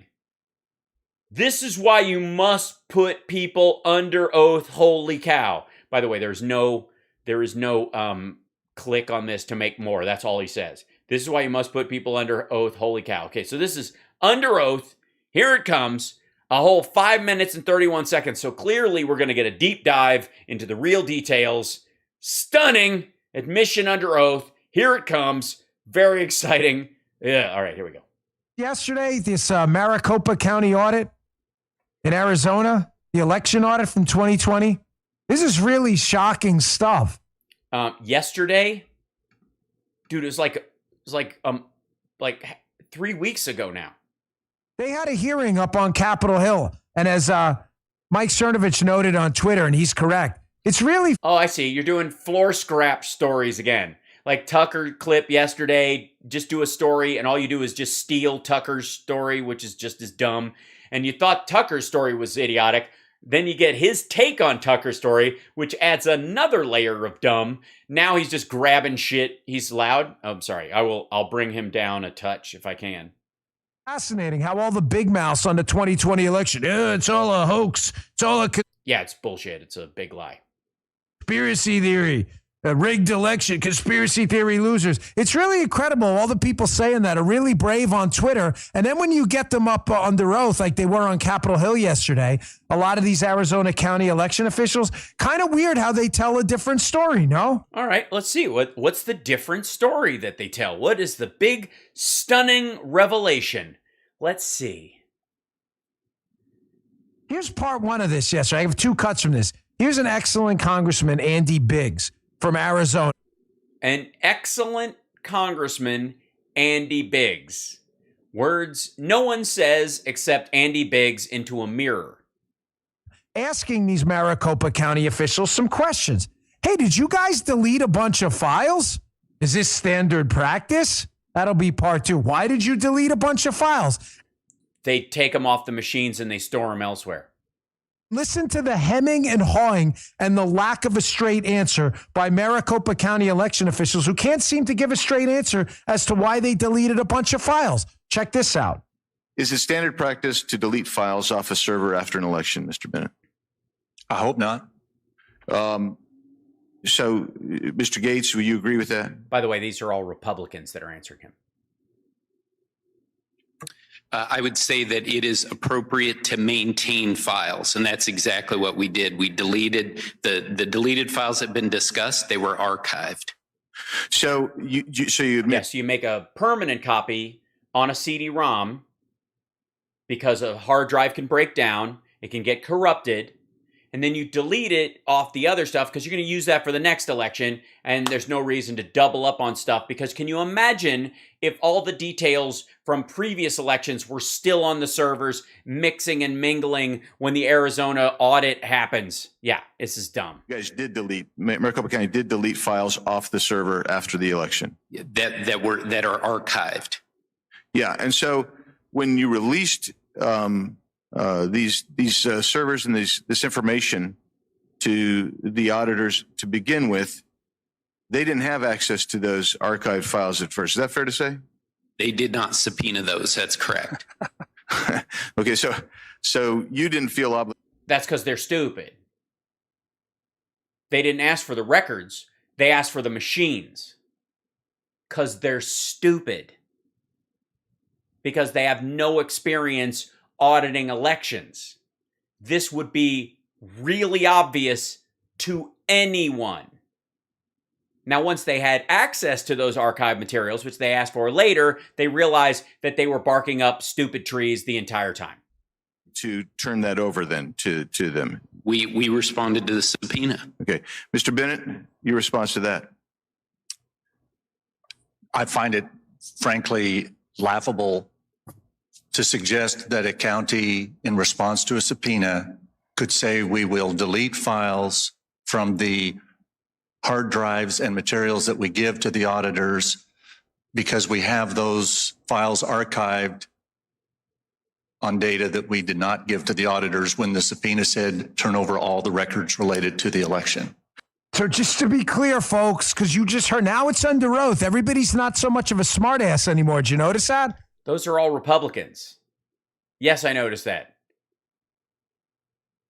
See, the problem was the subpoena wasn't for all the information, like the stuff that they don't have the right to have. It was the records on the election. Well, what's the records on the election? And the gear. We gave you the gear. The records on the election are what you found. Now, this is so stupid. Nobody cares. Once they got the information, which they got later, it all stands up. They know exactly what they got. It's just dumb. All of a sudden, everybody now under oath is very careful how they answer questions. Yes. Notice how, like, for example, this is exactly why Trump and Meadows and McCarthy and all those folks won't go under oath, Bongino. That's why.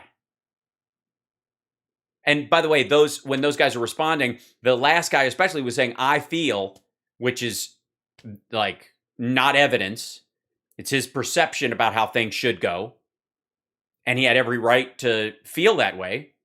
But that doesn't mean they didn't get what they asked for.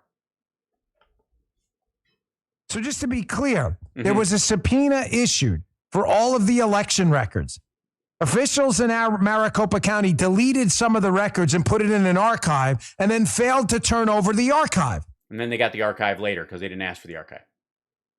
Again, folks, I'm very careful with how I cover material on this show. That is the biggest pile of nonsense we've heard in the entirety of the discussion about Arizona.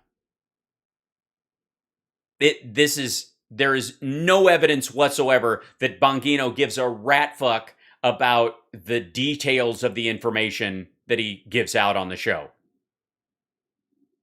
Every time we watch, he's confused about the simplest stuff. This is absolute bullshit. I don't need to be first. I need to be right. I'm sorry that... Well, so far, you've been neither. Right now, you're scooping up other people's stories off of the factory floor at Twitter and Fox News, and you're still fucking wrong. Some of you want me to jump out ahead, and that's okay. I get it. The show's for you. But I will never sacrifice my credibility. But what credibility? Why in hell would you not turn over material if you had nothing to hide and then try to be cute about it? Oh, well, we turned over all materials, except the stuff you deleted. Right, we deleted it, but it was archived. Did you turn over the archive? No, we didn't turn over the archive. And we're supposed to trust these people, and everything was on the up and up in Arizona. Just to be clear, don't ask any. Well, they are Republicans, so my natural impulse is not to trust them. But in this particular case... questions. Wait, here's part 2 of this. It gets even better. Andy Biggs, who did an excellent job here, asked these auditors, who again, under oath, are completely different. Not tough guys now. What the fuck are you talking about? These guys have said the same shit the whole time. He asks, hey, deleting files and then not turning them over because they're archived. Is this standard practice? Have you done this before? You're trying to create server space? Really? Have you done this in a prior election? Check this out. Yeah, see, that's the way I read the subpoena. It was read more broadly than the county read it, for sure. Well, that's an interpretation of the subpoena. And of course, if you'd hired somebody who actually knew what the fuck they were doing, they would have gotten broader access because they would have known what they were asking for.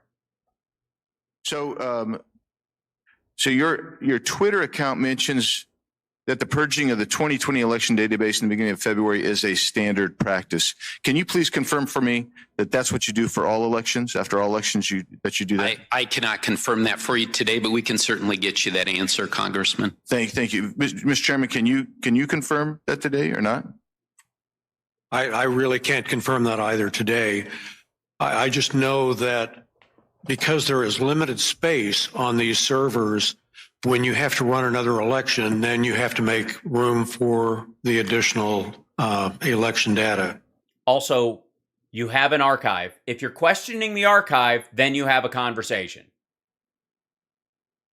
Yeah, the Maricopa County election officer, they pushed back, Maricopa electors or the Secretary of State's office pushed back on Twitter to a lot of these accusations. That's what he's referring to.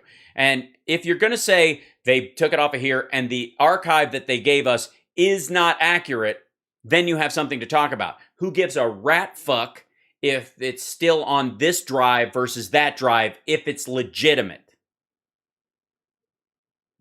If you have evidence, and they do have the chain of command of when it was downloaded and the before and after imaging. So if you have evidence that somewhere between what was on the server and what was stored, there's a difference, then present it. They don't. They at no point in this do they. The Arizonans, Andy Biggs, certainly not Bongino. Nobody says that there was a difference between what was on the server and what was on the archive material. Nobody. And these guys are already, these are Republicans. So was there additional? Was there still? Well, let me just rephrase this. If that is the standard practice, which is kind of, I don't think you guys are saying that you know for sure, but the chairman just intimated that that's the case. Can you explain to me why data was still present for prior elections on the databases in and of itself? Yeah, again, I don't have an answer to that question, but we'll certainly get you an answer for it, Congressman. Okay. And also, what the fuck are you talking about? They archived it. They have the archive on it. Some people's machines, they totally blanked. Other machines, they didn't totally blank because they didn't follow instructions, or they were right-wing nut jobs who were like, there's no way Trump lost the election, so they didn't blank it. That's exactly why. Prove me wrong. Also, all the fake votes you ever find will all be Trump votes, and therefore it will widen Trump, Biden's win over Trump. Prove me wrong. All right. I would appreciate if you would give me that information. Whoa! You didn't even come back and answer that? That's it, Bongino? You're not going to come back? You're not going to come back and call that out? Because you can't? Fucking hell. So lazy. Just such a lazy son of a bitch. Speaking of which, Danny Ball's over at Real America News. This is Real America. Not to be confused with OAN or whatever. Real America is somewhere in the gap between OAN and Flashpoint in the swirling toilet bowl of right-wing media. This dude apparently will not comply. In theory, let me guess, this is a Facebook outage highlights reliance on social media. What? Dan Ball, comedian and host of Awaken with JP podcast, JP Sears. Let me guess, he won't get a vaccine. Is this the idea? Okay, here we go. I don't know. Oh, and there's an ad now. Some stuff from Human. 150 milligrams of grapeseed extract in Ovita. It's like a clinic. Whatever. Well, it seems the Facebook. Facebook. Hey, everybody, has Danny Balls here for you tonight. Wearing my silver suit is good, and of course the show's real Erica, which is why I always position my neck in front of the M, because letting Erica, I see you out there, baby, and I love you. Whistleblower is not what she appears to be. Nope. Ties to Biden's press secretary Jen Psaki and folks who used to work for Obama. So the savior of children online is actually a wolf in sheep's clothing, like I said the other day. Have a look. Facebook whistleblower has ties to groups behind Trump's first impeachment and Jen Psaki's former PR firm. Francis. So do you not believe what she said? So you're coming to the defense of Facebook. I see. So when Instagram has policies that cause girls to commit suicide, and they know this, and they're not taking steps they could do to mitigate that, Dan Balls and Real America News are for that. They are. This is. It's a bold step, Real America News, to be pro-teen big bye-bye. Haugen is receiving strategic communication advice from former Obama aides PR firm. The guy's name is Bill Burton. The firm is called Bryson Gillette. Okay? Yeah, they handle this kind of shit. So fucking what? So they employed Jen Psaki at one time, a senior advisor. So what? Firm all the way up till September 2020. I see. So all you've done is convince me that Jen Psaki is as honorable, ethical, and concerned about the average American as this woman is. And that's a good thing. Has ties to a nonprofit center for humane technology, which pushes for Facebook to regulate political content. Plus, one more, according to public records. What kind of regulation? You mean not letting Trump get his ads paid for in rubles? Has made more than 20 federal campaign donations to Democrats since 2016. I see. So Democrats are aligned with the side that wants to make sure that social media is a functional addition to our lives and not just a how do I phrase this without getting me kicked off of the internet? A teen big bye-bye network that makes sure that kids just feel like crap and creates long-lasting depression in children, and also sets them. I know what it is. It's because Matt Gaetz can't make his love connections like he used to. Told you. Coincidentally. Told you what? Told you that you're on the side of driving teen girls to anorexia? Because that's the argument here. So far, Danny Balls likes the idea that some girls starve themselves to death. Fuck, this is dumb. Right after the whistleblower appeared on 60 Minutes and then testified Tuesday, what happened right in the middle of that on Monday? Oh, you know. Facebook and Instagram mysteriously went down for hours. Yeah, what do you think? You think she and a PR firm that donated to Democrats pulled the plug on Facebook? What's the big conspiracy here? This is going to be good. So Danny Balls thinks that there's a conspiracy between Jen Psaki, Haugen, and this PR team to shut down the biggest social media network in the world so powerfully that even the employees couldn't make phone calls on their Facebook phones and could not get into work because their key cards didn't work. However, maybe it was a blessing in disguise. In fact, our next guest kind of agrees with me. Watch this. How was your day most ruined by not having the burden of Facebook and Instagram in your life? Yeah, I found it challenging to not have rampant censorship controlling my thoughts, to be in line with a narrative that the White House tells Facebook to brainwash us all with. Wait, so were you thinking for myself? Yes. Thought for yourself? Yeah. Then who'd you have censoring your thoughts? No one. I like that he's still wearing a Black Rifle Coffee shirt, even though they came out against the January 6th insurrectionists and they've effectively been canceled by MAGA. But they're still probably a sponsor, so he's kind of gotta. But this is hilarious. I gotta shoot more sketches like this one. The ones I did for Sexy Liberal, I was doing way too much work when I could just do reverse shots of me in a stupid wig talking to myself about, mildly sarcastic references to being controlled, okay? Like freedom. Yeah, maybe. JP Sears, comedian and podcast host, Awaken with JP. Welcome back to the program. Man, I watched that video, JP, and I went, boom. Can we just... Oh, it gave you an aneurysm? That makes sense. That's probably the most frequent response I think that people had, was probably... Realize that's what this stuff is doing to us. Well, that's what she was testifying about, you fucking moron. You are on the side of the testimony that Elizabeth Haugen made at made when she was talking to Congress, that they are psychologically and emotionally manipulative. And man, amen. And first, it's great to see you again, Dan. But I'll tell you, I'm blessed to have massive audiences on Facebook and Instagram. 3 million on Facebook. I don't know, 850,000 on Instagram. And I was the best followers money can buy. With friends during the Facebook, Instagram outage. And I said, I would happily have those audiences washed away if Facebook and Instagram were in fact gone forever.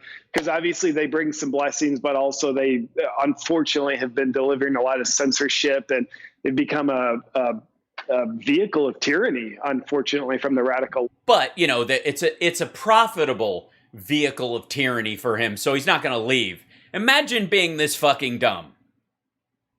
Imagine telling yourself that they're a vehicle for tyranny. Tyranny. Not, mild social control so they don't let me say what I want to say because they're trying to, keep it homogenous for the kids and shit like this. And they're kind of operating in the ABC network zone of behavior. And I feel I can't get all punk rock on something that's really more like the Hallmark Channel online. And it kind of is, I have to dumb down what I'm saying or narrowcast for it. No, a vehicle for tyranny.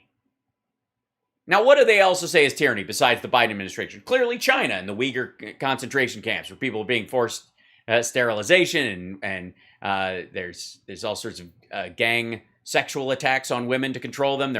Women are being forced to marry Han men in these places and get rid of their culture entirely or whatever. That's tyranny.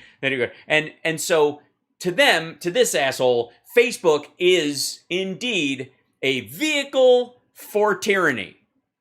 But, there's too much scratch to be made on there. So, I can ride the tyranny dragon for a little while longer. I'd be so glad if they just went away. But until they do, I'm just going to suck up all the funds I possibly can. Because, who wouldn't suck off the tit of tyranny? Good God. Grow the fuck up. And you are complying. This is the I will not comply t-shirt is the equivalent of seeing somebody in Antifa wearing a store-bought anarchy shirt from Hot Topic. Go fuck yourself.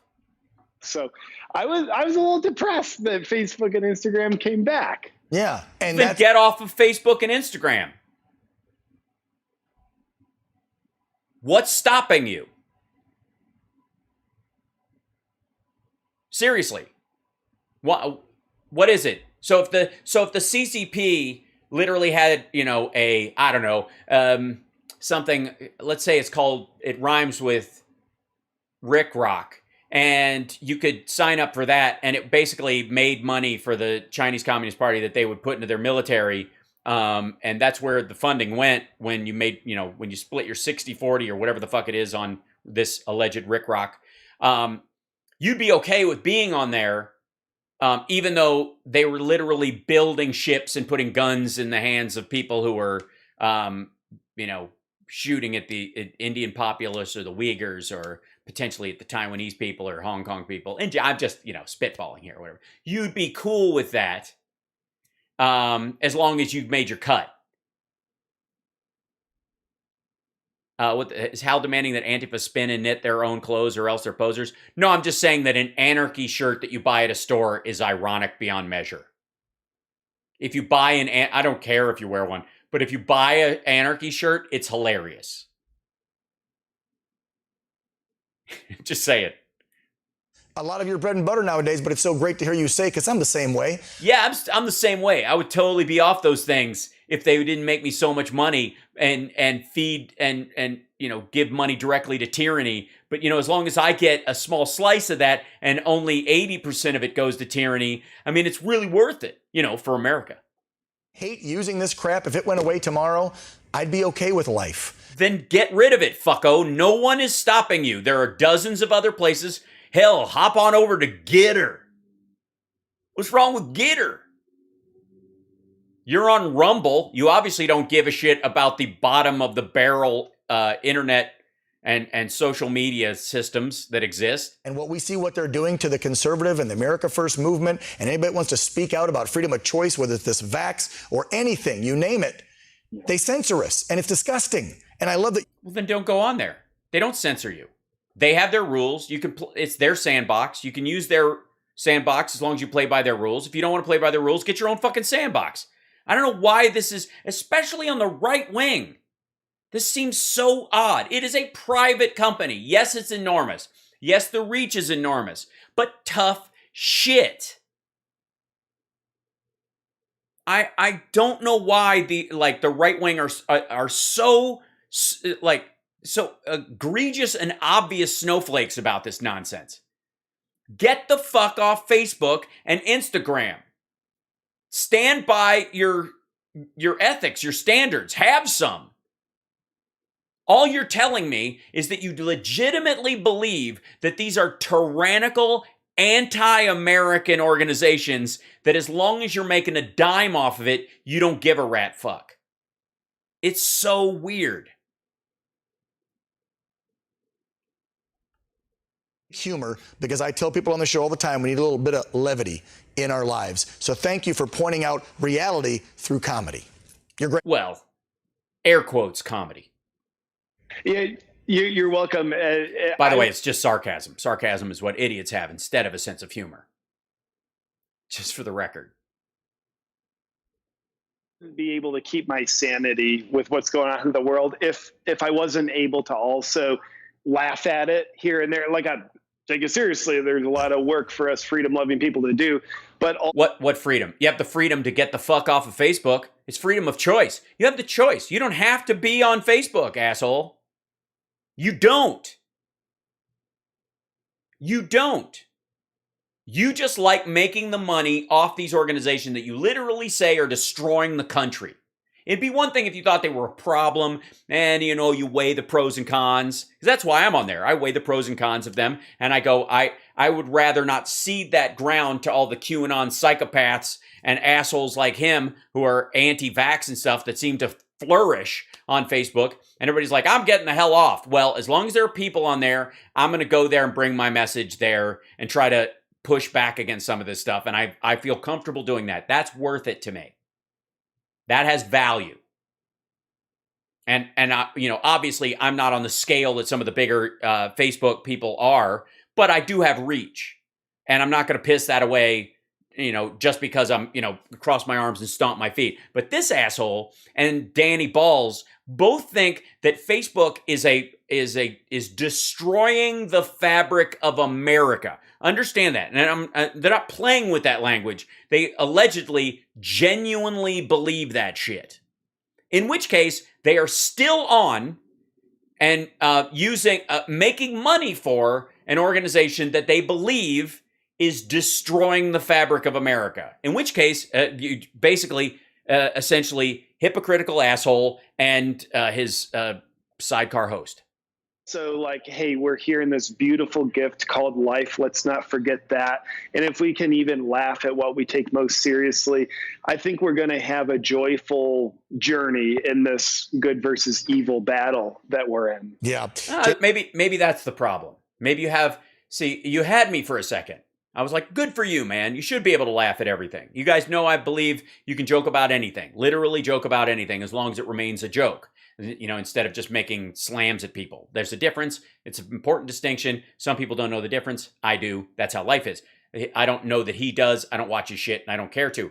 The point he switched over to, it's a battle of good versus evil. That's where it, like, you can't say you're in a battle of good versus evil, so my job in the battle of good versus evil is to be wacky about stuff. The videos are amazing. Now that stuff is back online, where can they find the podcast and the hilarious videos? On my channel, actually. You can go to fwank.com, FWANQ.com, and subscribe at twitch.tv/HalSparks. That'll take you right there. And, of course, infotainmentwars.com. You'll see a lot of hilarity there. And, of course, I posted some of my sexy liberal sketches, the ones that weren't, you know, proprietary to the show. And those are still available as well if you want to watch those online as well and stuff like that. I will be doing Florida Man Live with some additional lyrics at the Sexy Liberal October 23rd. Just saying. I'm working on how to show the clips right now using what they have there. I've got to talk to the venue about how we're going to project them and all that kind of stuff. But so, yeah, that's where they are. And I'm not going to let him sell his shit here. And then we'll go, he's just doing ads. And then you can go here, and then we'll go to here. For some people who know how to laugh at life. JP, we are glad for you, and it was a pleasure to meet you the other week down in Houston, Texas as well, face to face. I can tell you, folks. I see. So Houston's in Texas. Everybody add that to your notes. He's the real deal. He's a good guy. JP, thanks for coming back on the program. Yes, and as my mother would always say, consider the source. If Dan Balls thinks you're a good guy, you probably have a domestic violence rap. No offense, dude. But I would avoid vociferous praise from the likes of Danny Balls.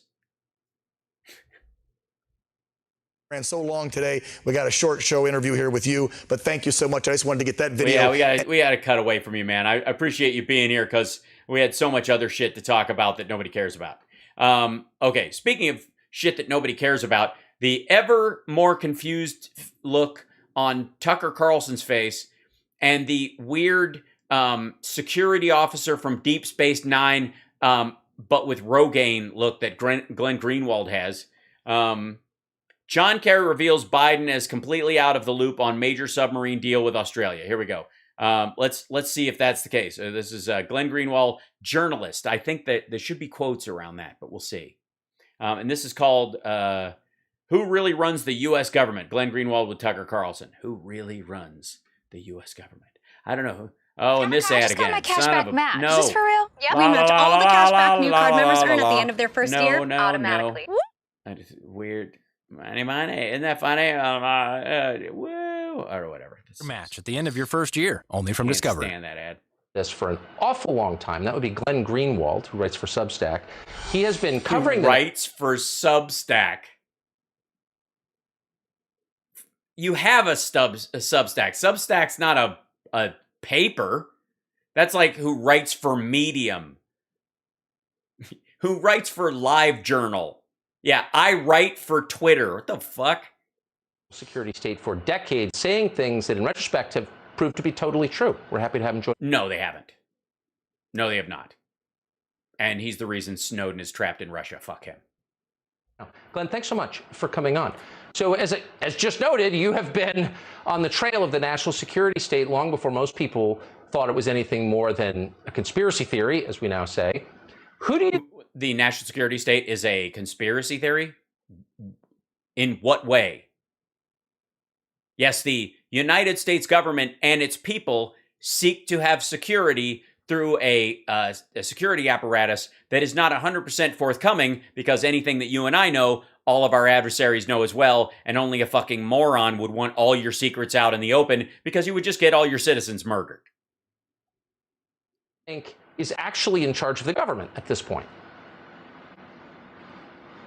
It's bizarre, Tucker, because the Trump presidency brought so much evidence showing us who was. One of the video clips I always point to is when Chuck Schumer went on to Rachel Maddow's show days before Trump was inaugurated, when he had posted something criticizing the CIA for getting Iraq wrong. And Chuck Schumer said, ethics aside, how can Donald Trump be so stupid as to do that to the CIA? If you challenge the CIA, they have 6 different ways to Sunday to get back at you. And the entire Trump presidency was... Well, that's because he wasn't saying about all presidents. They're saying that Trump himself has a lot of secrets that he's keeping from the United States, from the American people, that are a security threat in and of themselves. By the way, they never did. Just for the record, does anyone believe that the CIA doesn't have the ability to spy on Donald Trump, private citizen, or look into the life of Donald Trump, private citizen, before he was president? Does anyone believe the CIA couldn't do that? Anybody?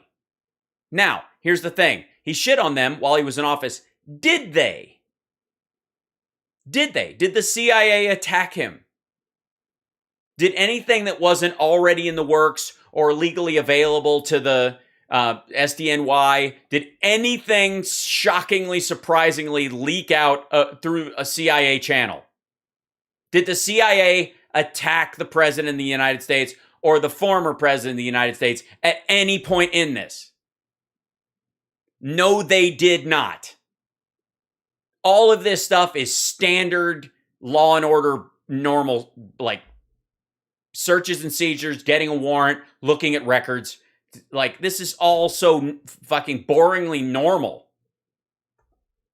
All sorts of narratives from the media about how these heroic independent generals like Mattis and John Kelly and H.R. McMaster were going to save us from the elected president. And there were all kinds of reports about how these security state officials would conceal classified information that they didn't want President Trump to have in order to manipulate his decision-making, or even subvert or ignore his decision-making, like when he would tell... Or be concerned that he was going to leak that information and get some of our agents killed, like he did with the Israeli agents agent that was murdered after he leaked information to the Russians when they came to the Oval Office.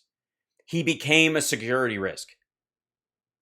To withdraw troops from Syria, and they would lie to him and pretend they did when they just moved them instead. And this was celebrated, while at the same time they would say, if you say that there's a deep state in the United States, which is nothing more than what Dwight Eisenhower warned about, a permanent power faction in Washington that rules the country regardless of the outcome of election, they would tell you that you were Well, then why are you worried about the election? Why is anybody worried about the election? How does any policy change? The deep state, then apparently the deep state, all during the Trump years, wanted desperately to have this $3.5 trillion bill to pass and the infrastructure bill to go through, and then all during the Obama years, they desperately wanted to remain in Mexico policy and a wall and other shit.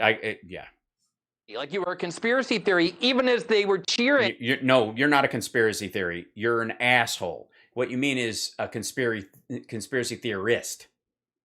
For the classic definition of the deep state in the first place. So you have to be a conspiracy theorist or incredibly gullible not to believe that that exists. No one is surprised that military commanders make judgment calls about information they pass along that can be incendiary to the conversation if it's not fully proven, for example, or they don't have actual engagement on it, or they know it will create an undue attention on something that might go south. So they make judgment calls. And those people, by the way, Mattis and others, were people that Trump chose. These were not installed bureaucrats. All the people he referenced, all these brave people that he's talking about, are all people Trump chose to run these organizations. These are not deep state people. These are people who have been in the chain for a while, but it was Trump's choice to move them up to the highest level of decision making where they would ultimately keep information from him because he's an asshole. None of those people qualify as deep state, even by this dickhead's definition. The deep state would be an automatic bureaucratic system that has almost nothing to do with the people who are installed by a president. Those people wouldn't have any control over it either. It's the deep state. I'm going deep undercover. Here's the evidence that won me over. Famously, people say, if you want to know who's really in charge, who you're not allowed to criticize. What's the one group Republicans and Democrats never criticize? The national security. The national security. I mean, Republicans are happy to go after the IRS or the Education Department. Yeah, it's not you can't criticize the national security state or the apparatus. They have a committee that's both open hearings and closed door hearings to deal with that. But criticizing their failures and stuff, we've always been able to do that. I mean, let's talk about all the news stories that were done about stories about weapons of mass destruction in Iraq, for example. Of course, you can criticize the intelligence apparatus when it fails. But what Tucker wants you to do and what Glenn wants you to do is criticize its existence. They want to criticize the very fact that America has an intelligence community, because this asshole wants the country to fall apart and doesn't like America in general and hopes it will be eaten by one of the countries he does like either Bolsonaro state or China or Russia. And this asshole thinks they're going to come after him one day because he's a paranoid asshole and he knows that somebody's looking into his BS behind the scenes and his talking to foreign leaders and using interview conversations to create business deals and give speeches in places like Hungary and shit like that. And he's nervous that some of his business deals might come to light. And so he's been panicking. Remember all that shit about their spying on our show? Remember that? What happened? What came of it?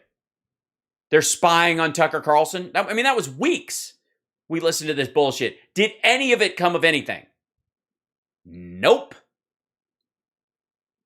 Fucking had nothing to do with anything.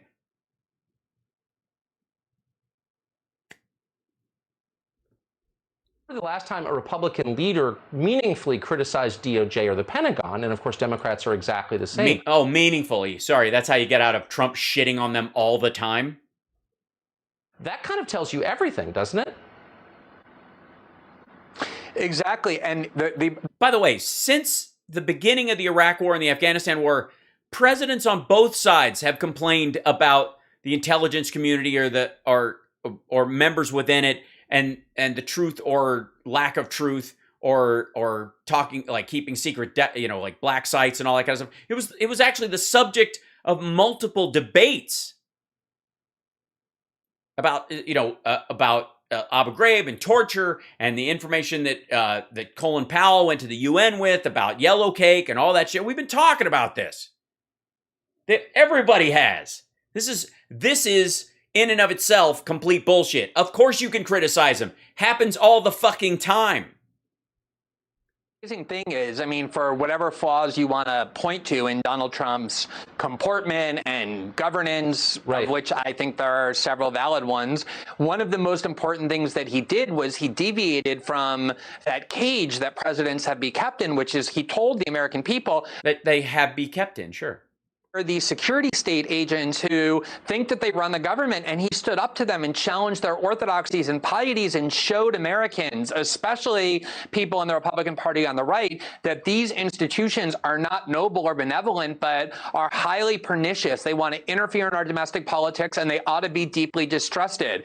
I think that we shouldn't trust our own intelligence community in general, because they are part of the deep state and they're trying to undermine democracy. I mean, they're obviously full of Antifa and Marxists, and they're trying to destroy America, and that's what they do. And basically every CIA agent who's ever died for the United States, spying on North Korean nukes, or who's been lost in battle, in Russia over the time, they were obviously, suckers who died for nothing, because ultimately SHIELD has been taken over by Hydra. What a bunch of fucking nonsense. Most important things he did, and it was for that reason, his willingness to criticize them, that they hated him and spent 4 years. He didn't criticize them. He didn't criticize the intelligence community. He just said he knew better than they did, and he didn't. Undermine his presidency. And Tucker, the amazing thing is they always talk about the sanctity of democracy. How is democracy more threatened than having unelected people who operate in the dark, free to undermine and sabotage the person that Americans chose as their president? Well, and how are they doing this? By forming the AUKUS agreement? Honest to God, name one of these fucking places. What are you talking about? Cite something. Just cite something. Thank you. Exactly. No, not exactly. He just said fucking nothing. He didn't say anything. Trump made the decisions he was going to make. The stuff that he was talked out of, like leaving Afghanistan, 2 nights ago, you were telling us it was a mistake to leave in the first place. Want to wreck democracy is how you do it. And I think there's a lot of evidence the last president was really concerned about their power on a personal level. Like he understood how... Yeah, he understood how many crimes he had concealed, and he was concerned they would get a look at it. That was it. Really quick, do you think at this stage it would be possible for a president to push back and to strip the unelected power centers of some of their power in our government? You would need a big army behind you. I mean, that's why people in Washington were petrified. Yeah, that's what we need. Is we need to declare war on the CIA and the NSA and the Department of Homeland Security. And probably the best way to do it is get a bunch of rednecks in trucks to roll up on the Capitol. You would need a big army behind you. Like, I don't know, the Chinese army, for example.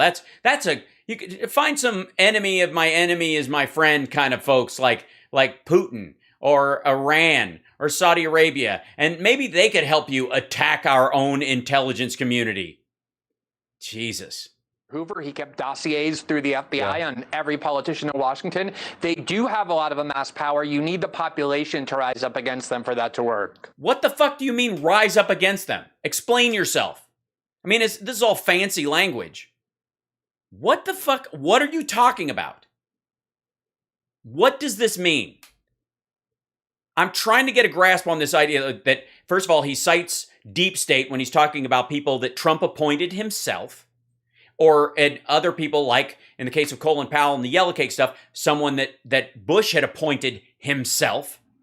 The only reason Trump was nervous about these people is because he's a paranoid lunatic who thinks everybody's spying on him because he knows his past is full of crimes and ripoffs and fraud and bullshit and tax dodging and sexual assault. And he's afraid people will have, that the P-tape's going to come out. Yeah, boy, I hope that happens. Just because I hope that happens. Just because nothing would make America fall quicker to a Chinese anti-democratic propaganda wave than us declaring war on our own intelligence community. Seriously, like nobody believes that everything that they've done over the last, half century of their existence in the intelligence community has been pristine, all good. There's been some various crimes that they've hidden, but the idea that those things were somehow examples of the evil pervasive in the entire thing and that they're running a shadow government is just fucking zeitgeist YouTube 2002 nonsense that none of them answered to at all. Again, what did Glenn bring up when he said deep state? Appointed politicians that Trump himself put in place. Not people that have been there for decades. They have never in any of this shit that I've seen gone, this guy has been a bureaucrat and he's been in all these different administrations throughout all of them. Wasn't appointed by anybody. Got hired at the DOJ. Got hired at the Department of Defense or at the CIA or something like that. Has always been there, and he's a section chief that nobody has even done a review on. And right, that would be the conversation to have. That would be a deep state operative, not somebody that a new president comes in, looks over some candidates, and installs him fucking self. I think democracy is worth having. I know you feel that way too. Glenn Greenwald. No, he doesn't. Glenn Greenwald isn't pro-democracy. Get the fuck out of here. Or he would have taken a vote on whether or not people thought that the information Snowden had should be released to the entire world, or it should be vetted by a committee so that they could release the parts that were valid for the American people to look at, or as opposed to releasing code that resulted in hackers being able to attack our infrastructure for months and months and months, and then they fly him to Hong Kong and then to Russia and fucking leave him there. Did any of us vote on Snowden being trapped in Russia forever? Anybody remember? Was that a ballot measure in your state? Because I remember, voting for people and supporting the idea of, say, Reality Winner getting out, when she did. And then ultimately Obama, I think it granted her clemency. Was it a full pardon or granted her clemency? And that would be part of my part in democracy. I wanted that to happen. The kind of people I vote for made that happen. There's a bunch of talk about, remember how Trump was going to forgive Snowden and Assange, right? And a bunch of lefties went over to vote for him because they thought this is the one chance they get, the Susan Sarandons of the world. We can collapse the whole system, and he's going to pardon Assange and Snowden and allow him to come home because he views them as enemies of Obama and not him and all that bullshit. Didn't happen. Did it? Did not happen. But that's what Glenn sold you. Fucking hell. Anti-authoritarian, we're proud to have. Thanks. Thanks, Tucker. Thanks, Tucker. By the way, that's an insult. That's not his real last name. It's just something that everybody who's hung out with Rudy Giuliani now does, and they're all proud of it. It's part of a Tucker club. They're all Tuckers. And we're over time again. It's Friday night. I'm going to let you go. It's been a good time. I know if I get into this next clip, I'll just stay in. Ugh, God. This and Roseanne never went live? Nope. Did she go live? Nope. There's a waiting for Roseanne Barr, 2:31 p.m. Not so much. Somebody pushed the wrong button on their phone. I'm going to guess. Tucker's a moron and he's anti-democratic, and I'm sorry. That's just it. And as much as I believe in full oversight of our intelligence community, and we elect representatives that we trust that can have secret closed door committee meetings about it, because we don't want the secrets that can get out that could get people killed. We're adults about this. If you think of it in any other way, I don't know what you're thinking. I don't know what this fantasy is that people believe that, we just shouldn't have any secrets, man. We shouldn't have any, everything should be out in the open. Like, do you think the rest of the world operates like that? Then why are you not walking naked through a biker rally with, fuck Harley Davidson written on your chest in lipstick? Because that's what you're asking the United States to do. This is why who you vote for matters. You don't want the Andy Biggs of the world to handle secret stuff. You don't want the Ron Johnsons of the world who are playing footsie with Russia all the fucking time, who would spend the 4th of July there to be, on committees dealing with the secrets of the United States, because it'll get people killed. Like this idea that somehow America needs to lead by being naive is absurd. And that's what, and basically nobody believes that, especially Glenn Greenwald. So what he wants is the system to eat itself. So does Tucker, by the way. Tucker wants every possible in for terrorists or foreign powers to destroy the country that he could possibly get, because it's great for his bottom line. He can blame it on whoever was in charge. He only wants this shit to happen when there's a Democrat in charge, because he can blame them. It's never going to happen, but that's what he wants. And to anybody who's like, well, we shouldn't even have, why do they get away with so much stuff? All right, well, then why are you not posting your PIN number?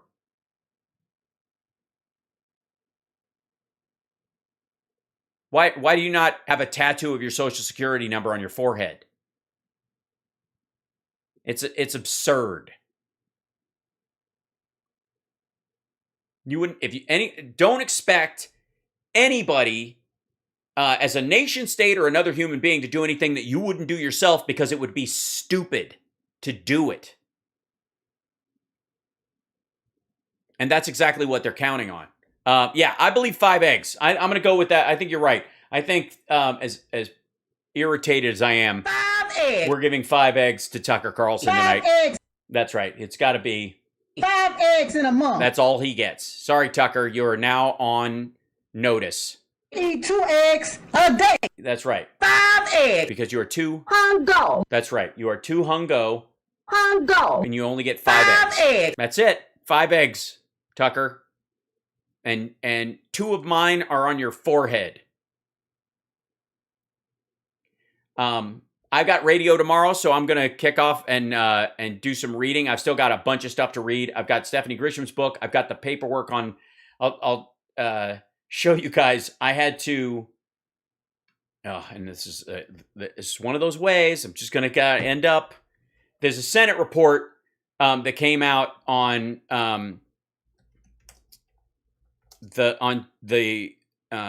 well, let's see if I can find it. There you go. Subverting Justice. This is the January 6th one. This is from the judiciary. This is part of my light reading for the evening. Subverting Justice, how the former president and his allies pressured the DOJ to overturn the 2020 election. So the whole thing is there. So I gotta dig into that, along with I'm finishing up the bill. And by the way, this picture, they show this on here. It's kind of amazing. This is a picture from December 31st. This is New Year's. This is how Trump spent his New Year's Eve. These are the heads of the DOJ. Minus, of course, Barr, who had stepped down a couple days earlier. So Barr steps down, and then Trump gathered them all in to try and manipulate this thing. This is December 31st, 2020. Yeah. So pretty fascinating, and an interesting read, and a crazy amount of information. And these are, this goes through, breaks down who he called and who he tried to manipulate first, what order, and how he went back. It's pretty fascinating. So I'm digging into that tonight. How this is insane. I read it. You can't believe it was worse than the Nixon Friday Night Massacre. Absolutely, Kirsten. This has just been on my list for the last 2 days, and I got to get to it tonight so I can read it before tomorrow for the radio show. So I'm going to sign off and do some homework. Have a great Friday night. Thank you guys for joining me. Thank you for all your support. Jen, thank you, Rabid Kitten. Thank you, Rexmo. Thank you, Patrice Carter. I want to say, too, let me go in here, if I may. to there we go, into the live and to the thing. And then we go into here. And then I think it's listed in here, but I got to find it first. Yeah, there we go. Viewer activity. Thank you, Triva, for for Chip. I don't know if he's downstairs or what. Shall I try and grab him once before should I grab Chip real quick and see if I can bring him in here? That's what I'll do. I'll just hang out for a second, and I'll go see if I can dig up Chip. Give me 1 second. I'll be right back. And I think I have to like at least put on some music while you give me a second. Let's see. Let's try this one. This works. That's nice. Then you guys can talk amongst yourselves.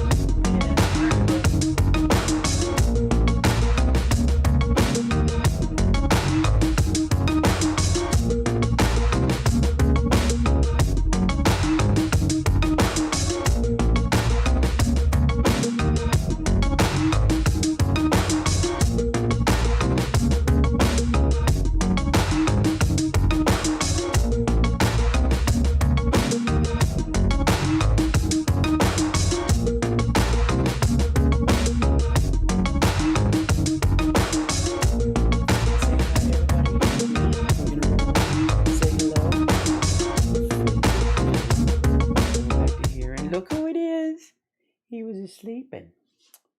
Hi. He's a sleepy boy. He is a sleepy boy. He's very sleepy. He's a sleepy boy. Thank you guys for the subs as well on Twitch. It means a lot. If you follow on Twitch, give it a thought. Give it a try. Hi, buddy. Yeah, I know you're sleepy boy. You were taking a nap and you were so sleepy. Oh, he's a big yawn. Yeah, hi. Yeah, you're a good boy. Oh, he's a sleepy boy. Oh, he wants to sit on the lap. He wants to sit down here. Yeah. He's a little one. He's got a wrist. He's wanting to cuddle up. He wants to sit on my lap while I'm doing the show. But if I get carried away and start talking, he wants to climb on the desk, and then he'll step on the keyboard and shut everything down. So hi, buddy. There he is. Yeah. He's such a sleepy boy. What are you doing, sleepy boy? What are you doing? He's a sleepy boy. He does. Chip's breath is not bad. It's better than his ass, that's for sure. No offense, buddy. It's very loud. I'm a loud talker. All right. I'll see you guys later. Thank you for all the support. I appreciate it. Let me do this real quick, if I may. Scroll back through real quick. And if I can. Oh, here you go. Hold on. I need my other hand, kiddo. Don't slide out. No, there you go. Hold on. Thank you, Robin and Triva. Thank you. Thank you, Rawas. Appreciate it. And Mako Scuba, thank you so much. I really appreciate it. And Lulu Girl, thank you as well. Just you guys are awesome today. And thank you for the bits, you guys, on Twitch. And I will see you guys tomorrow. I know you gotta go take a nap. He's a sleepy boy. He's a sleepy boy. You are a sleepy boy. Okay, I'll see you guys tomorrow. Have a great night. Take care of yourself and take care of somebody else. Okay, bye.